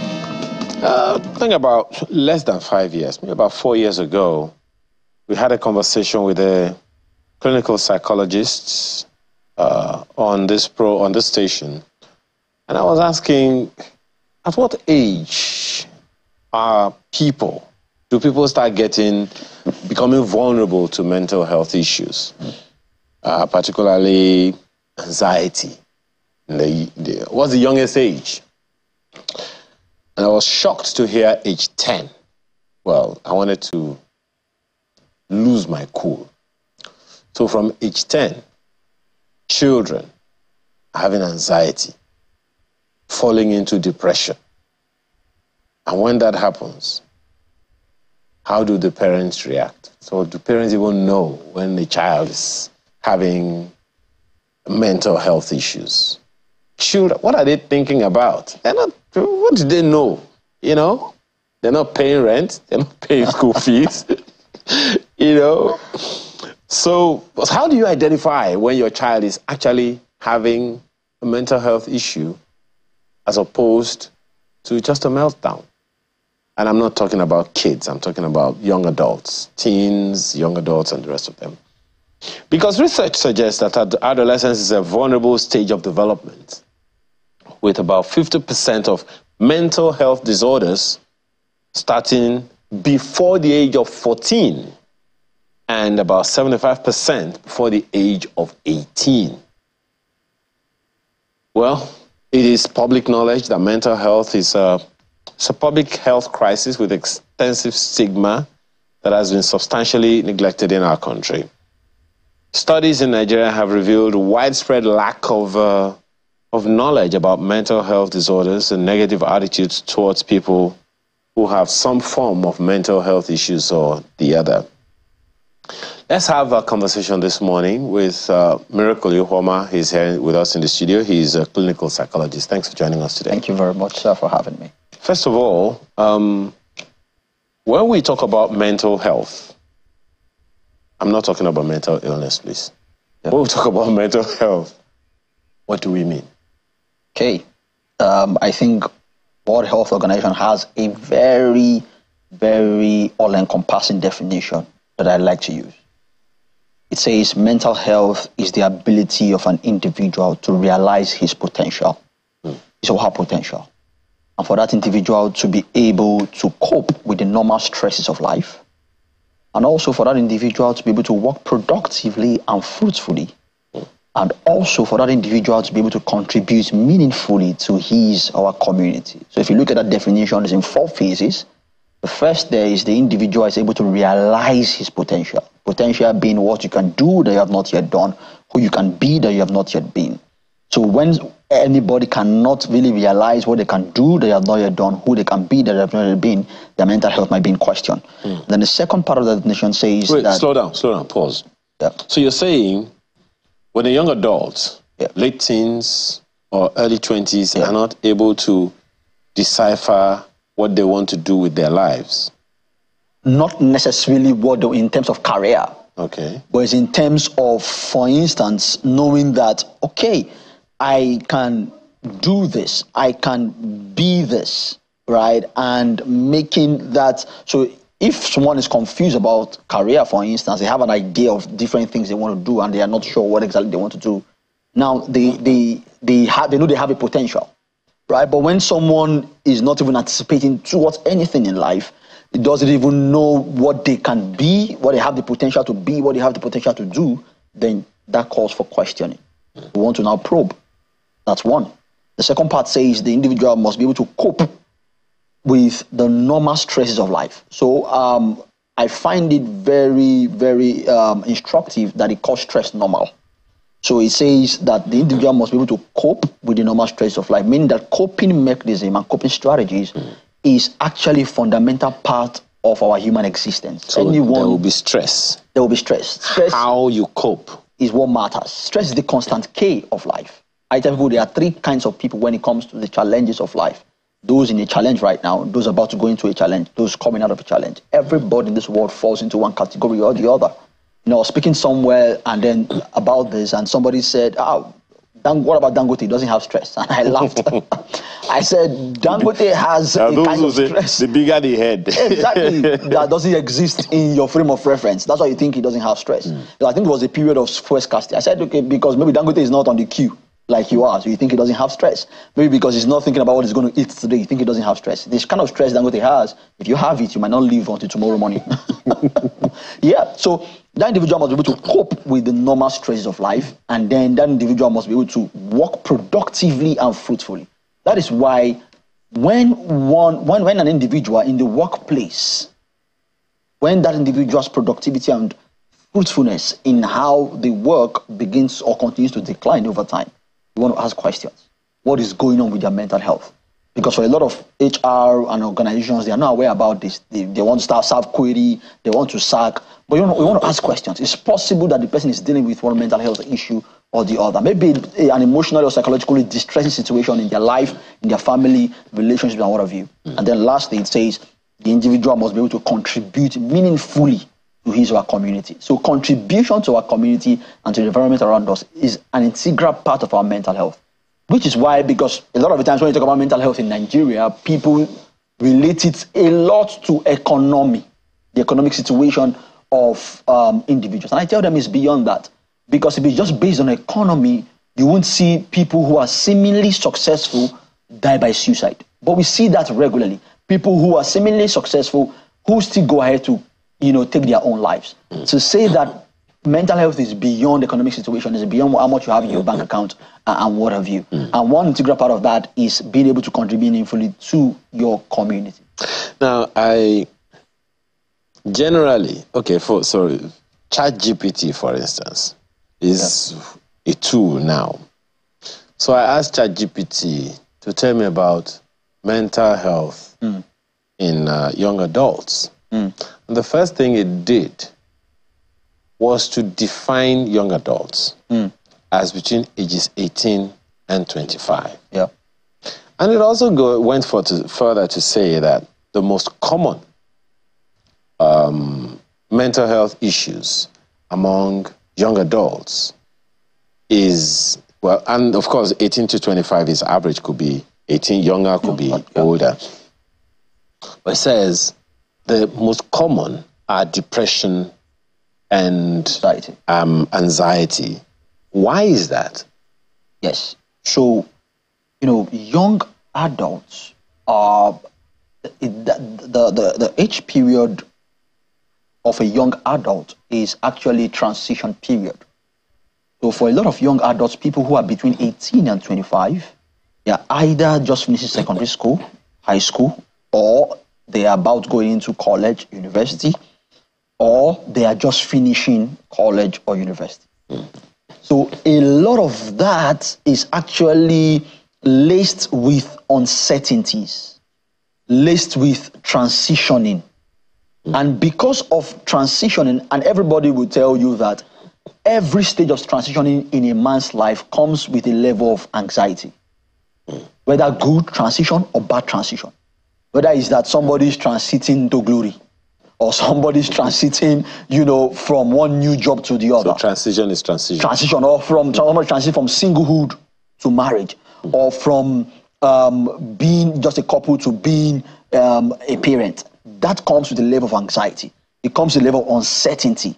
And if you are not properly prepared for it, it could have adverse effects. That is why we have seen seemingly good situations actually, drive people into mental health issues. Promotion, for instance, can drive people into mental health issues. Something as good as promotion in the office can actually, because of the uncertainty that comes with it, and the new kind of lifestyle and necessary adjustment that wasn't made by that person, can actually be devastating. Wait, I've not seen...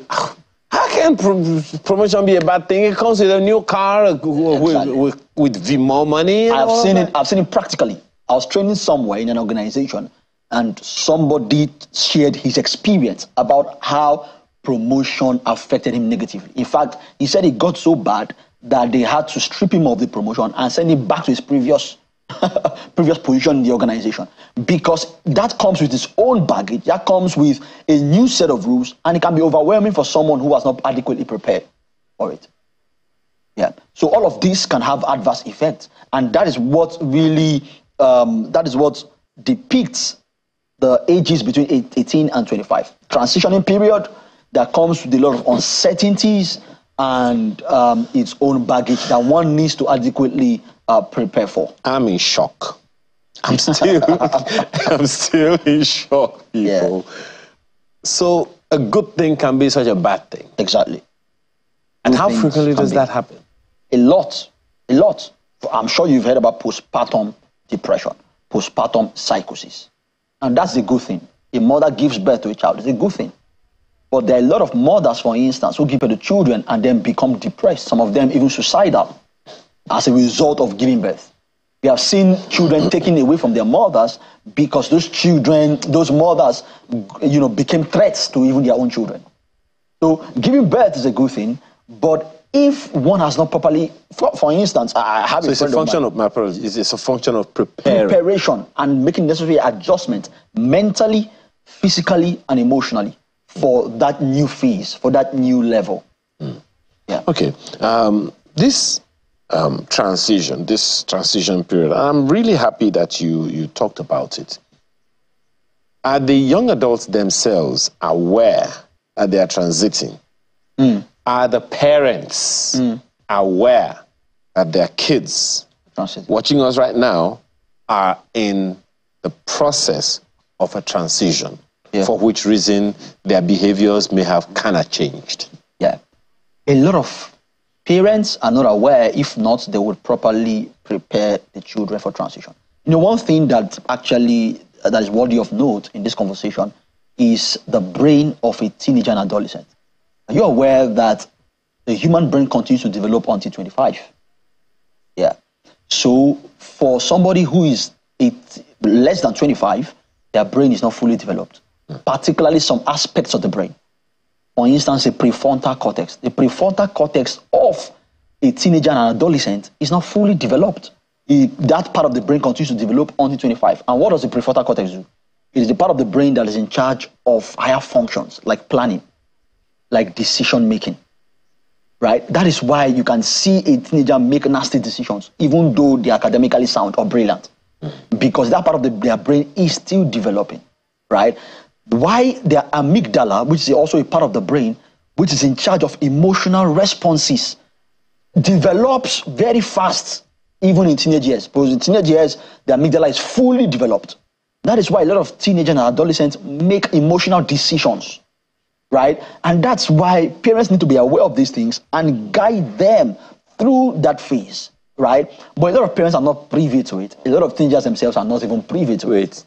Is the prefrontal, what do you call it? Prefrontal cortex. Is the prefrontal cortex of that parent itself developed? Just asking, forgive me. You asked a very pertinent question recently. I think it was at the African Life Delegate Conference, where you said, how is it that parents who need parenting are parenting others? Yeah. So that's a very important question, because a lot of parents who need parenting themselves are parenting other children. And that's where the dilemma lies. Unfortunately, the grandparent is dead. What can we do about that one? But, now, if the parents are not aware and the children are having this difficulty, who is there to help? The parents. Because the parents need to, and if their parents listening to us, they need to start making those adjustments right now. Thankfully, if your children are not even up to 18, because once your child is 18, he or she is an adult. Because parenting is an 18-year curriculum. From age 19, you start seeing your report card, right? So you need to brace up if your child is not up to 18, because you need to understand your role as a parent. That's why I tell parents, for instance, I tell people who say, oh, be your child's best friend. I say, well, be a parent that is friendly, because your child can have many best friends, but your child cannot have more than one parent. You are the only one who can play that role of being a parent in the life of your child, and you want to make sure you play that role very well, right? So parents need to begin to make those adjustments right now and begin to prepare their children for those transitions. For instance, I was called to a school not long ago, a prominent school here in Lagos, to come and teach their students. What was I teaching them? They said they noticed that a lot of them lacked resilience. That little things that happen to them, they just discover that, they can't take it, they are very fragile and stuff like that. They start crying. And exactly, start crying, little challenges, they are triggered, and that is really a prognosis for mental health issues. Because if that is not dealt with, you realize that because a lot of the times what triggers mental health issues are social situations and psychological situations. So for instance, something happens that is supposed to be part of human existence. Say somebody loses a job, and then that can trigger a mental health condition. But if the person has adequately been trained and prepared by parenting, by life, by what have you, for that situation, you realize that they lose a job, they have the right mental attitude to accept it and move on, to get another job. But if they have not been prepared for that, that can lead them into a psychologically distressing situation, because they can have to become depressed as a result of losing a job. They cannot become anxious about what the future holds. They can even begin to overeat or undereat, which is an eating disorder. So that in itself cannot lead them into all sorts of things. So parents need to start, preparing their children as early as possible for what life really entails. What is the consequence of not preparing the kid? What I just said now, a lot of them will lack resilience. Could that be the reason why some parents themselves now don't have resilience? Exactly, sir. A lot of parents and children alike were not prepared for life. Yeah.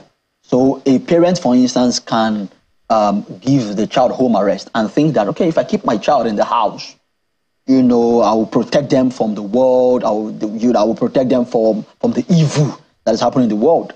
Oh, really? That child will not stay with you forever. That child will go to college, go to university at some point. They will get married at some point. So why would you protect them by then? You won't be able to do that. But what you have done by keeping them in the house, shielding them, not allowing them to interact and relate with the world is, number one, you have made sure that they do not develop resilience. Number two, you have made sure that they lack social skills. So they will go out, they will not be able to relate with their mates. They will not be able to effectively relate with other people. They will look very awkward in social situations as a result of that. And life will make a mess of them. And they will in turn blame you for making them that way. Now, sometimes children, young adults, don't want to listen to anyone. Only themselves. Secondly, when the parent is trying to perform the function of a parent, there's resistance. Anyway, there are some things, let's just say there are some things that will never happen in Nigeria. Tell your mommy, I hate you. Oh, God. Bye-bye. Oh, God. No, you won't even say it in your mind. You won't even say it in your mind. Because you remember the parents of old who will say, I know what you're thinking. Exactly. So they will beat you in advance. I don't know what you're thinking. You are thinking you will do this, Abi. You won't even think it in case they can borrow through your mind. Exactly. The way I'm going is, sometimes the young adults, knowing that their parents have this propensity, will have the tendency to say, you know what, they don't understand me anyway. So let me go to social media. And they get parented, so to speak, by they get parenting from other sources other than the parents. In some cases, the parents don't have that much time because, of course, the reality of the economy is not lost on anyone.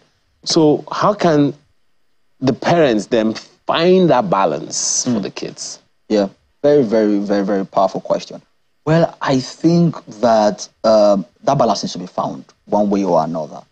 You know, even because, yes, the person who is parenting your child is the one who has the most influence on your child. Because those, like you said, for a lot of children, it is social media that are parenting their children. It is Biscuit or one of the celebrities out there that are parenting their children, not the parents themselves. It's social media, one celebrity online or what have you, right? So parents need to find that time. You need to understand, parents need to ask themselves, what is the most important thing to me? What is the most important thing? Is it money? Is it my family? Is it my children?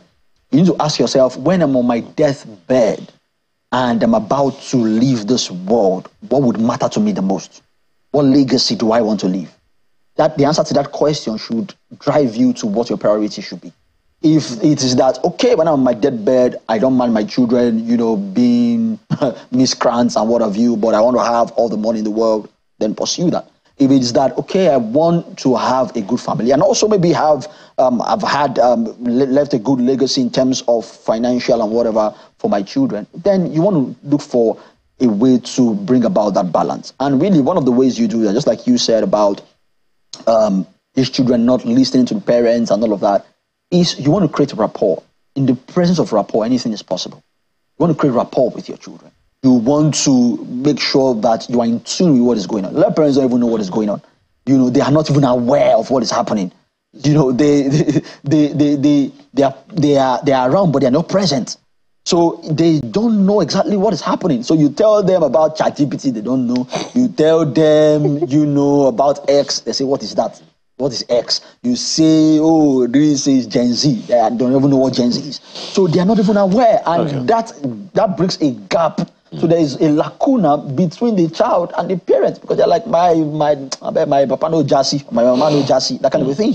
Okay. So you really want to bridge that gap. Very important. You know,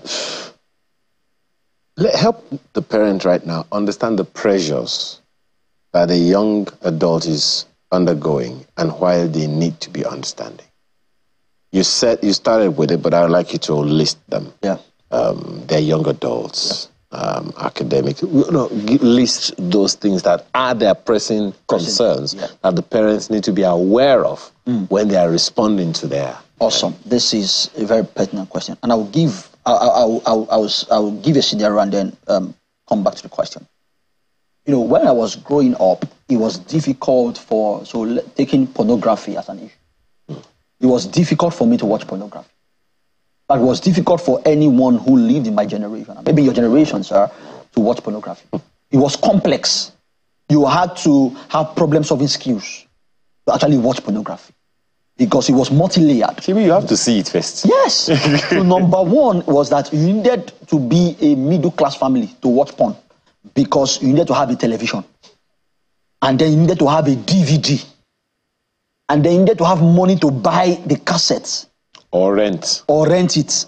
And then you needed to also include prayer and maybe fasting to make sure that when you are watching it, NEPA does not strike. Because and get the thing stuck in the machine. Stuck in the machine so that when your parents come back, they will not see that, you are watching pornography, blue film. You needed all of that. So all of that required multi-layered thinking to achieve. So it was difficult to watch porn. But right now, if a teenager, an adolescent, a young adult wants to watch pornography, he just needs a smartphone. On one click, he has access to 1 million pornographic sites. A lot of them. One of the things that defines this generation is options. They have lots and lots of options. That's one of the things that defines this generation. So understanding that, you know, they have more options, we should help parents become more empathetic rather than judgmental. Yeah. To understand that things are a bit different now than they used to be. Things were simpler. You know, a lot of our parents grew up in the village. There was no TV, no social media, no distraction. Now children are distracted. There's a lot of competition going on, even on social media. So when, for instance, I was leaving school, secondary school, there was really no hope of seeing my classmates ever. So we were really crying that, when are we going to see each other again? We were going to miss each other. Now, when children are leaving secondary school, they're no longer crying because they know they will still see themselves, even if not physically, on social media. So the options remain. The options are multiple, but then that has adverse effects because when they now begin to see themselves on social media, they now are updated about what is happening in everybody's life. So they now know this one just gained admission into this university. And me, I've not gained. Oh, this one just bought a new shoe. I have only one pair. This one, his parents just did not move to Canada. Oh, I'm still stuck here in Agege. All of that begins to brew pressure, begins to brew jealousy, begins to brew envy. Anxiety. And then it can lead to anxiety. It can lead to depression. Okay. Should I say this is part one? Because we're always having part one whenever you come here. Miracle. But now I hope that, parents are educated about this very, very important issue. Your child is not just having mental health issues. Your child is actually living. Thank you for your time this morning. Miracle Ihoma is a clinical psychologist. Thanks again for your time. Well, one of the things that we've been told helps to cure, or at least level up your mind when you're having all of these mental issues, is music. And that's just a clue to what is coming next in our home stretch. Please stay with us.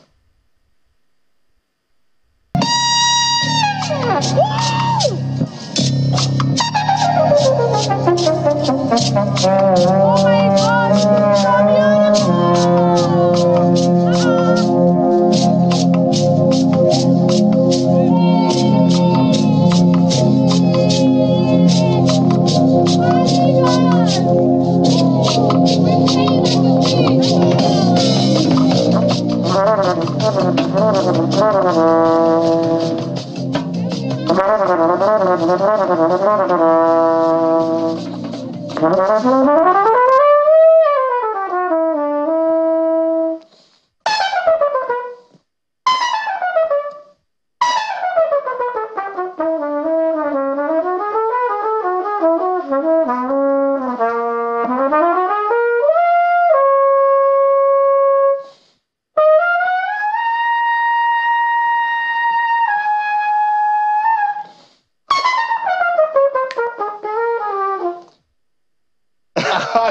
Why you stop now?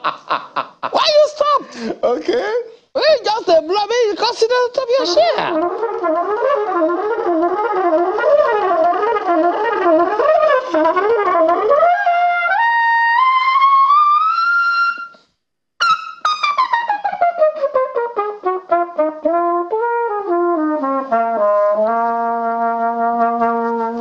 The first question you are going to answer before I even ask you who and your name is, where did you learn to play the trump like that? Well, from two teachers, Eto Padolfos and Victor Ademufe. And I also practice very hard. Yeah. Ladies and gentlemen, our guest this morning is Etu Ubong. He's a trumpeter, as you can see. He's a composer. And as you've seen in the videos that played earlier, he is also a band leader, born and raised in Lagos. And he's been playing from the age of 14? Right. Jesus. I mean, you didn't have all those, what did we call it just now? Anxiety and depression that young people used to have. well, I did. I had my own fair share. But it was just moderate. Was what? Moderate. Moderate. Yeah. Thanks for coming on this morning. Thank you. Thank you for having me. You've been doing this for how long? I mean, professionally. Professionally, I'll say since I was 14, professionally. Oh, really? Yeah. I mean, like, I would always say since I started playing because I had to summon the courage to play. At first, I wasn't serious with the trumpet because finding the part to trumpet was practically me just being obscured. I wasn't sure. I started with the conga drums. From the conga drums, I attempted playing the drum set. So I have basic knowledge of the conga drum, the drum set. And then my mom did the magic. She took me to the trumpet player, my first trumpet teacher. And she was like, I need you to teach my son how to play the trumpet. And that's where I started from. So it wasn't too long because the trumpet teacher had to put me on the spot.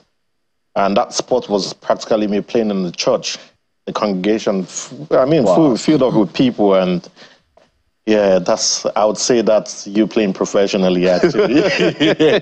Yeah. So you didn't see it coming, he just put you there? Yeah, I didn't see it coming. At first, the few things I did was a couple of times I go to gigs with him, just watch him play, while I practice at home. But then you never miss a Sunday service and then you have to play. However, but one magic happened that day on the Sunday service. I think it was playing, and then the valve, I think the second valve got stuck. Oh. And it was playing a solo, a hymn, which is very important, a very important part of the service. I just took it up from there. That's my breakthrough. Wow. Yeah. So he gave you the courage to take the initiative? Yes. I mean, you have to be very courageous to be able to play an instrument like this. What does it take? It takes some dedication, it takes some burning passion, conviction, commitment, focus. I only see three valves. Valves, you call them. Yes. And it has to produce all 8 notes. 12 keys. 12 keys. Yeah. And notes. Yeah, and all the notes. Technique. Okay. After practice. Now, first of all, to many people watching, you're perhaps the first non-Southwesterner a good number of people would see playing what they would call Afrobeat. What do you call it? Well, I call it earth music. I mean, like, people oftentimes refer the style of music to Afrobeat because of where I'm coming from. But, I mean, a lot of people who know me know that I started from the church, which I had to play the Ekombi style of music and aria, and then from there, I played in Victoria's band, which was a very great institution for me, to learn about high life, and not just Nigerian high life, because that opened me up to Ghanaian high life as well. Everything that has to do with high life, like I said, institution. And, the fact that Fela Anikulapo Kuti played in Victoria's band, so that's a big deal. Then afterwards, I worked with a reggae band, and then I played in an Afrobeat band. So many people don't know that this is where I'm coming from. They just think, they hear elements of Afrobeat, some elements of jazz, because all of this, I also studied jazz in school and classical music as well. And I feel, once you start singing about politics and you have horns and instruments, in your music and all that. You are playing on minor. Our Nigerian people, fast, they'll tell you, Afrobeat, Fela's Afrobeat. But man, I created a very unique rhythmic pattern and style of music. I call it earth music because this has to because of who I am and where I come from. I make sure that the music reflects the African education and African history. Africa being the bone of contention. Yeah. The difference would probably be in the patterns of the music, right? Right. Because there's some rhythm to Fela. I mean, you can follow, like 6/8 or 4/4 and all of those things. But yours have a different element? Yes, it does. I mean, like with Fela works more with his hi-hat, and the hi-hat stays on one, with other polyrhythms around it. But I work definitely with a lot of polyrhythms, and I don't eat my hi-hat on one very rare occasion. My hi-hat, I mean, this is for the music people who understand the music, but my hi-hat stays with the foot and it stays on the upbeat. That's where my hi-hat stays, and also the rhythmic pattern, because I use the stickings a lot with the rim shots, and like I said, polyrhythms, proper polyrhythms, and it's most likely like march, 1, 2, 1. Like that. Did I hear some elements of Dizzy Gillespie in your music? I mean, you would always hear Dizzy Gillespie, you always hear John Coltrane, Charlie Parker, Clifford Brown, Miles Davis. These are the people I grew up listening to also. Okay. So what is the signature of your music? When people listen to it or look forward to it or see you on set, what should they be expecting? The signature will be the drum pattern. You can't find it anywhere except for one place. and with one artist for now. I mean, like, yes, I'm doing a lot of collaborations, which makes sense because, it just keeps opening you up to the world. But for now, Truth Village, that's our factory, and with Eto Kubong and the Eto Philosophy Band. But the signature with the music is a drum pattern. And I also have my own style of writing, orchestration with the horns. I have a 14-piece band, so writing for 4 or 5 horns, writing for a complete rhythm section, singers, and also sometimes the dancers have been scripted as well. And curated. You literally have to write every note well. Yeah, yes, I do everything, composer, arranger. I mean, like, you wouldn't call me a composer if I'm not one. Okay, interesting.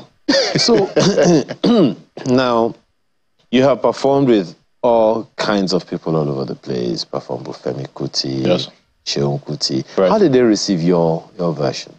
I mean, like, with Seun Kuti was more of featured, I think, 3 times or twice. One in London, one at the Shrine, and he has also performed at the Truth Village as well. With Femi Kuti, I played in his band for about 2 years. Femi Kuti and the Positive Force at the New African Shrine, and he also featured on my set. One time I performed at Celebration as well. I think he liked the music and the sound, and he had to come. He came up on stage, I think, twice, and I think for them, whether they like it or not, or the people who sees this, it's something unique. People want to associate with new sound, not just having to associate myself with them at some point, but the world generally, because we do a lot of international gigs. First of all, I'm going on tour at the end of this month in Germany with my band, and we're playing a festival show in Berlin and also an headline concert in Berlin as well. So, I mean, we do this every year around the world. So the recipient and the way people receive it is quite encouraging and very impressive. What's the message of your music? Hope and voice for the voiceless, and making sure that people are upright, upright with upright without religion, upright without societal pressures, upright in their own scheme of knowledge and life perspective, how they perceive life. I mean, the most important thing is just be good humans and love people as much as you can, and just be kind, empathy. And this applies to other walks of life, be it politics, be it whatever it is, I know there's a lot of history, a long history about Africa and how we've been exploited, but that didn't just happen. It was more like a collaborative effort, with our ancestors and the people who were involved. So if we can make those wrongs right, then I think now is the time. What's the place of culture in your music? I ask because I can see the famous cowrie beads on your trumpet, and it's also, so what's the place of culture in your music? Well, first of all, with the place of culture, I would always tell people this saying that says, think Africa, live Africa, and buy Africa. When you look at me, look at the way I dress, you know I'm an African man. My cap also represents something. The cowries will tell you this is Africa as well. The way I talk, the type of music I make, it's simple. Think Africa, live Africa, and buy Africa. So the music with a place of culture has to do with everything, especially with what's happening in the global scheme of with music now. Everybody wants to come to Africa. Everybody wants to associate themselves with Africa from the world. How we eat, how we dress, the type of our music, everything, people, you see people still talking about Ghanaian jollof rice and Nigerian jollof rice. It's not a coincidence. And you see people, like the Beyoncés with their video shoots, music videos, dressing, wearing Ankara and all that, because Africa is like a culture. We have a culture, and that's what keeps us afloat, unlike the Western culture. I know they have their own culture, but ours is more unique and very beautiful. Okay, so aside from the trip that you're taking, yes, what else are we to expect from Eto Ubong? First of all, what's the name of your band? The name of my band is the Eto Philosophy. The what? Etuk philosophy. The Etuk philosophy. Yes. Okay. So what are we to expect from the Etuk philosophy? You can't just be exporting all of your music. Well, recently I featured a friend of mine, Doti the Deity, on a single. The single is called Equal Ima Equal Fun. And right now I'm working towards my next album. It might just be a 2 album combined together as one. So we should release that at the end of the year or early next year. It depends on the label, actually. Okay. And we'll be touring the album extensively. Still talking about back to culture. Yeah. Do you do any language-based music or songs? Not specifically one. I sing in Yoruba. Oh. I sing in English. I sing in Pidgin. I sing in Ibibio as well. You sing in Ibibio? Yeah. Unfortunately, I don't think we can play the trumpet language. Yeah, I mean, the single did well. It was released November last year.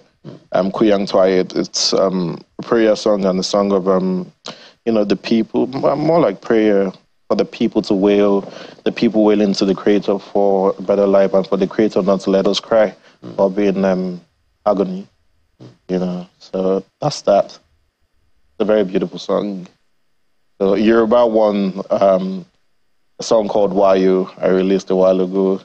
So you hear the Yoruba part of me there. I was born in Lagos and growing up in a face-by-face you with Yoruba people. You pick it up, anyhow. I speak Yoruba very fluently. Oh, really? Yeah. Give me an idea. Well, more Akbasha, but yeah. Okay, I think that is it. Yeah. What's your message for a young man or woman not sure of what to do or where to go next? From the signature of your music, which is Hope. Well, not sure what to do or where to go next. Just be honest with yourself. Be very honest with yourself and make sure that if you're not sure, take a case study of people who are successful, people who had made a difference and still making differences, around the world, and make a research on them, look at them, check out their history, where they're coming from, what they've done so far. That might be something that will also fuel and ignite the fire in you, but otherwise just stay true to yourself, whatever it is you want to be. More like, I learned something from watching this movie of Pablo Escobar, and it says that, I think, he got caught in the act of stealing or, crime at some point. And his mom said that, you see, if you want to do good, make sure you do it and be the best. If you want to be a bad boy, make sure you do it, never get caught, and be the best. See the good I know. The bad one, I was like, okay. So I'm like, this bad, I'll easily apply it to my good. So if you want to be someone, if you're not sure, just look inwards. I'm more of the person who looks inwards and what I am, what am I, who am I, what do I really want to achieve, and start eating it. I mean, if you can find mentors, I'm not really too good with mentors. I don't think I really had mentors like that. I was more like self-taught with everything and more like self with everything I had to do. So it was more like me looking inwards. There are times I just reflect and I'm like, this is it. And I'll have to go for it. I might fail, but I just pick up the pieces and just keep going. No mentors, but you've had some influences. A lot of influences. And you selected your influences. Right. I did that. Okay, maybe that's some clue for someone right there. Right. Etuk Udo of the Etuk Ubong of Etuk Ubong philosophy. Right. Trumpeter, composer, band leader. Thank you so much for your time this morning. Thank you for having me. And with that, we have come to the end of this episode of Sunrise this morning, and hope we've been able to contribute a thing or two to you. Thank you so much for the privilege of being a part of your Saturday morning. Have a beautiful rest of your weekend, and bye for now.